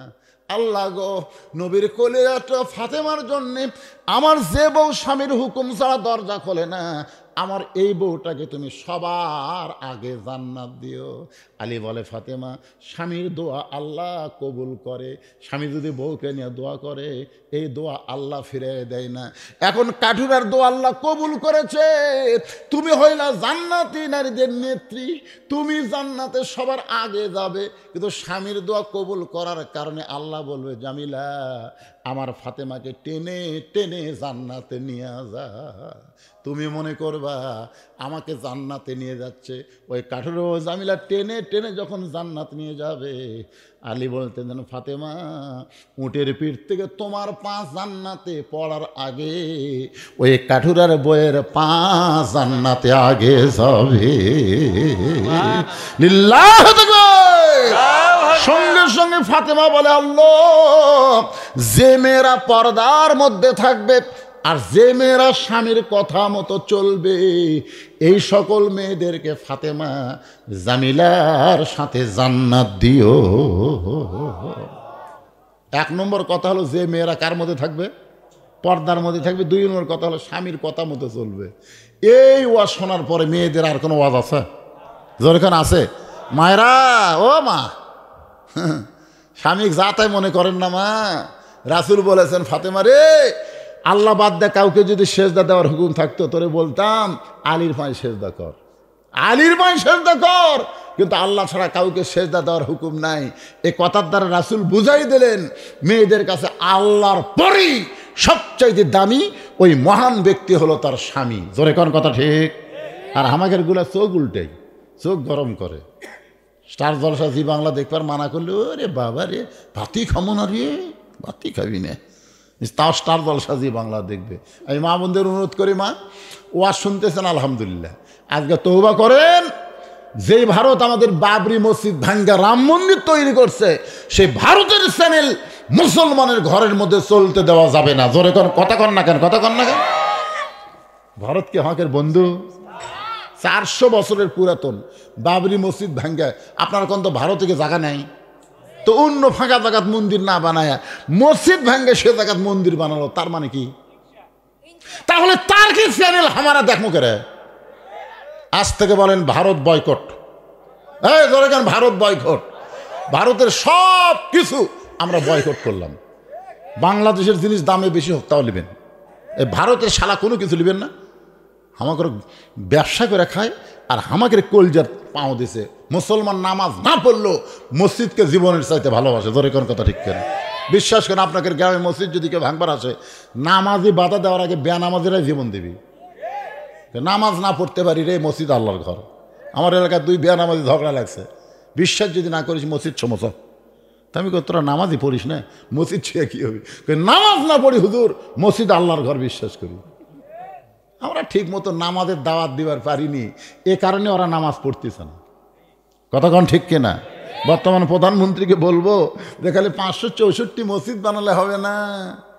মসজিদে আজান দেওয়ার পরে পুলিশক্ষণ কারা কারা বেড়া ঘোরে, আজান শোনার পরে যারা মসজিদের মধ্যে ঢুকলো না ওদেরকে ধরে পাশার কাপড় খুলে 10টা করে বাড়ি। কয়টা করে বাড়ি আপনার বলেন তো? মসজিদ ফাঁকা থাকবে? তাহলে কি বোঝা গেল? সবচাইতে বড় জালেম, সবচাইতে বড় জালেম তারাই আজান শোনার পরে যারা নামাজ পড়ে না। ধরে কোন কথা ঠিক কিনা? সে জালেমদের পাশার বাড়ির দেয়, জালেমদেরকে না ধরে আলেমদেরকে ধরে। পুলিশের আর কাম নাই, কেন জালেমগুলোর পাশার বাড়ি দাও যারা আজান শোনা নামাজ পড়ে না, তার কক না ধরে ইমামক ধরে। আল্লাহর বান্দারা হযরত আলী চোখের পানি বের করে বলে, রাসূলুল্লাহ বহু চেষ্টা করেছি ফজরের নামাজ পড়বো না, বহু চেষ্টা করেছি ফজরের নামাজ পড়বো না, কিন্তু আমি নামাজ ছাড়তে চাইলে কি হবে? নামাজ আমাকে ছাড়ে না। এখানে যারা 5 ওয়াক্ত নামাজে আছেন ভাই, যারা 5 ওয়াক্ত নামাজ পড়েন, খালি একদিন একটু চেষ্টা করেন তো, একদিন এশার নামাজ না পড়ে আপনি ঘুমাতে যাবেন। একদিন আপনি কত বড় বাপের বেটা যা আপনার চোখত ঘুম ধরবি? কথা কন না কেন ভাই? তারা নামাজ পড়ে, তারপর আমি বলতেছি একদিন ইচ্ছা করে এশার নামাজ না পড়ে আপনি ঘুমাবার যাবেন, আপনার ঘুম ধরবি না যতক্ষণ নামাজ আদায় না করবেন। ধরে কোন কথা ঠিক কিনা? এখান থেকে বোঝা গেল নামাজ জান্নাতের জন্য না, নামাজ হলো আল্লাহর জন্য। আর এই নামাজ যারা আদায় করেন হাউদে কাউসারের 1 পিয়ালা পানি পান করে জাহান্নামে গেলেও আল্লাহ জাহান্নামকে জান্নাত বানাই দিবে। এখন বলেন শুধু মসজিদের উন্নয়ন, মসজিদ বিল্ডিং করে না, 5 ওয়াক্ত নামাজ মসজিদ জামাতের সঙ্গে আদায় করা। আজকে কারা কারা মাগরিব এশার নামাজ পড়েননি আমি বলবো না, কিন্তু এই ওয়াজ শোনার পরে কারা কারা ফজরের নামাজ পড়বেন না হাত তোলেন তো দেখি। কারা কারা ফজর পড়বেন না হাত তোলেন। তার মানে বোঝা গেল সবাই পড়বেন। কারা কারা ফজরের নামাজ পড়বেন 2 হাত তোলা আল্লাহ দেখান তো দেখি। আল্লাহ এ দেখেন তো কে হাত তোলেন? ও পিছন দিকে একটা। লিল্লাহে তাকবীর। হাত নামান। তোমাকে মসজিদের উন্নয়ন হয়ে গেছে। 1 লোক ফজর নামাজ পড়বে তাহলে কি? হ্যাঁ কি কয়? এই নামাজের ওয়াজ শোনার পরে যদি নামাজ না পড়ে কি ভাই? ইস্তেগফার পড়েন, আস্তাগফিরুল্লাহ। কারণ ফজরের নামাজ জামাতে পড়বার গেলে বেশি রাত ওয়াজ করা ঠিক না। আস্তাগফিরুল্লাহ। এ বাবা বসেন, এ বাবা বসেন বসেন। মোনাজাত জীবনে শেষ হতে পারে, বসেন। মোনাজাত কি আমি 2 ঘন্টা ধরে কর্মত হয়? আশ্চর্য রে, মোনাজাত ছাড়া যারা যায় সবচাইতে মাথা হলো মোনাজাত। আপনার দেহ আর মোনাজাত আর দম খলিবাত। বাড়ির যাওয়ার আগে হয়তো আল্লাহ হাসপাতাল নিয়ে যাওয়ার পারে কি পারে না? ও লোকটা বলতে যে বহুদূর বাড়ি, আল্লাহ তুই বাড়ির যাওয়ার আগে হাসপাতাল যা। এমন একটা হয়ে যাবি যে বাড়ির যাওয়া তো দূরের কথা, হাসপাতালে যাওয়া লাগবে। এই জন্য সকলে ইস্তেগফার আস্তাগফিরুল্লাহ পড়েন। আস্তাগফিরুল্লাহ রব্বি মিন কুল্লি জামবি ওয়া তুবু ইলাই লা হাওলা ওয়ালা কুওয়াতা ইল্লা বিল্লাহিল আলিয়্যিল আযীম। আল্লাহুম্মা আমিন। আল্লাহুম্মা আনতাস সালাম ওয়া মিনকাস সালাম তাবারাকতা ইয়া যাল জালালি ওয়াল ইকরাম। আয় আল্লাহ তাআলা, সেই মাগরিবের নামাজের পর থেকে রাত 12:15 পর্যন্ত তোমার পাগল বান্দা বান্দিরা আরামের বাড়ি, আরামের ঘুমকে বাদ দিয়া কোরআন হাদিসের মহব্বত কলিজার মধ্যে নিয়া এই জান্নাতের বাগানে বসে বসে কোরআন হাদিসের আলোচনা শোনার শেষে আমি গুনাহগারের সঙ্গে রহমতের দরজায় ফকির হয়ে দোকানে হাত তুলেছে। আল্লাহ মেহেরবানি করে আজকের মাহফিল আমাদের সকলের হেদায়েতের জন্যে, নাজাতের জন্যে, জান্নাতের জন্যে কবুল করো। এই মাহফিলের শুরু থেকে শেষ পর্যন্ত যত আলোচনা হয়েছে আল্লাহ এর মধ্যে যদি ত্রুটি হয় ভুল হয় মাফ করে দাও। এর যা হাদিয়া মঞ্জুর করো সোনার মদিনায় নবী পাকের রওজা মুবারকে কবুল করো। মদিনা কত সুন্দর নাম মদিনা। মদিনার মানুষটা কত সুন্দর। ইমানের হালে কেউ যদি একবার দেখতে পায় তার জন্য আল্লাহ জাহান্নামের আগুন হারাম বানায় দেয়। কত স্বপ্ন দেখেছি জীবনে, এমন একটা স্বপ্ন দেখার তৌফিক দিও যেই স্বপ্নে নবীজির সোনামুখ আমাদের নসিব হয়। আল্লাহ তামাম আম্বিয়ায়ে কেরাম, আসহাবে কেরাম, উম্মাহাতুল মুমিনিন, শহীদ শহীদান, জান্নাতুল বাকি, জান্নাতুল মাওয়া সহ পৃথিবীর যত গোরস্থানে যত মুর্দা শুয়ে আছে আল্লাহ সকলের আরওয়াফে হাদিয়া কবুল করো। আল্লাহ এই ডিগ্রি পড়া গোরস্থানে যত মুর্দা শুয়ে আছে আল্লাহ সকলের কবরকে জান্নাতের টুকরা বানায় দাও। আল্লাহ আমরা যারা হাত তুলেছি আমাদের জনম দুঃখনী মা যাদের কবরে চলে গেছে, ছোট্ট একটা শব্দ হলো মা, এই নামের মধ্যে কি মধুরে, যাদের মা নাই তারাই বুঝতেছে। এই দরদের মা যাদের কবরে গেছে আল্লাহ মেহেরবানি করে মায়ের কবর জান্নাতের টুকরা বানিয়ে দাও। বাবার বাড়ি ঘর সবই আছে, আমরা যারা বাবা হারা এতিম হয়ে গেছি আল্লাহ মেহেরবানি করে বাবার কবরকে জান্নাতের টুকরা বানিয়ে দাও। আল্লাহ মসজিদের প্রতিষ্ঠাতা অসুস্থ, লাইফ সাপোর্টে আছে আল্লাহ তোমার দরবারে দোয়া করি আল্লাহ তুমি তার প্রতি রহম করো, তাকে সাফায়ে কুল্লিয়া দান করে দাও। আজকের মাহফিলের সভাপতি, সহসভাপতি, প্রধান অতিথি, বিশেষ অতিথি, আজকের মাহফিল যারা কষ্ট করে আঞ্জাম দিল আল্লাহ সকলকেই তুমি 5 ওয়াক্ত নামাজি কবুল করে নিও। আল্লাহ ছোট ছোট বাচ্চারা সে ওয়াজের শুরু থেকে এখন পর্যন্ত চেতন থেকে কথাগুলো শুনেছে, এই বাচ্চাগুলো সব যেন 5 ওয়াক্ত নামাজি ইসলামের সৈনিক হতে পারে আল্লাহ তুমি কবুল করে নাও। ফিলিস্তিনের মুসলমানকে আল্লাহ তুমি হেফাজত করো, ইহুদির দ্বারা বাইতুল আকসা তুমি নাফাক করো না আল্লাহ। তুমি আব্রাহাকে আবাবিল পাখি দিয়া ধ্বংস করে দিলে, পৃথিবীর মানচিত্র থেকে ইহুদি শয়তানদেরকেও তুমি ধ্বংস করে দাও আল্লাহ। আল্লাহ তোমার বাবরি মসজিদ ভাঙ্গা যারা রাম মন্দির তৈরি করলো আল্লাহ তুমি সবই দেখতেছো মাবুদ, তোমার কাছে বিচার দিলাম, তুমি যা ইচ্ছা তাই করো। আমার বাংলাদেশের প্রতি রহম করো, খাস করে সিরাজগঞ্জ এলাকার এই ডিগ্রি এলাকার প্রতি তুমি খাস রহমত করো। কে কোন নিয়ত করে হাত তুলেছে সকলের নেক নিয়ত নেক আশাকে তুমি কবুল করো আল্লাহ। মসজিদ কবুল করো, মসজিদে নগদে বাকিতে দান করেছে আল্লাহ সকলের দানগুলোকে জান্নাতের বিনিময়ে কবুল করো। আমার মা বোনদের পর্দানিশি কবুল করো, আবেদা সালে পর্দানিশি কবুল করে মা ফাতেমার চরিত্র দান করো। 1 মিনিট, আর বেশি সময় না, 1 মিনিটকে চোখ বন্ধ করে চিন্তা করেন কত মানুষের জানাজার নামাজ আমরা পড়েছি, এই 2 হাত দিয়া কত কবরে মাটি দিয়েছি, এই 2 হাত দিয়া কত লাশ অন্ধকার কবরে নামায় দিস। একদিন আমরা মরে যাব, আমরা সবাই মরে যাব। মিশে মায়াই বন্দি থাইকা করলাম কত খেলা, পশ্চিমে তাকিয়া দেখো তোমার ডুইবা গেছে বেলা, এক পলকের নাই ভরসা, মিশে সকল আশা, কখন বুঝি দারুণ ঝড়ে ভাঙবে তোমার আশা পাখি রে, সবই মিশে আর ফাঁকি। মরণ কালে আমাদের জবানে জারি করে দিও লা ইলাহা ইল্লাল্লাহু মুহাম্মাদুর রাসূলুল্লাহ সাল্লাল্লাহু আলাইহি সাল্লাম। আসসালামু আলাইকুম ওয়া রাহমাতুল্লাহি ওয়া বারাকাতুহু।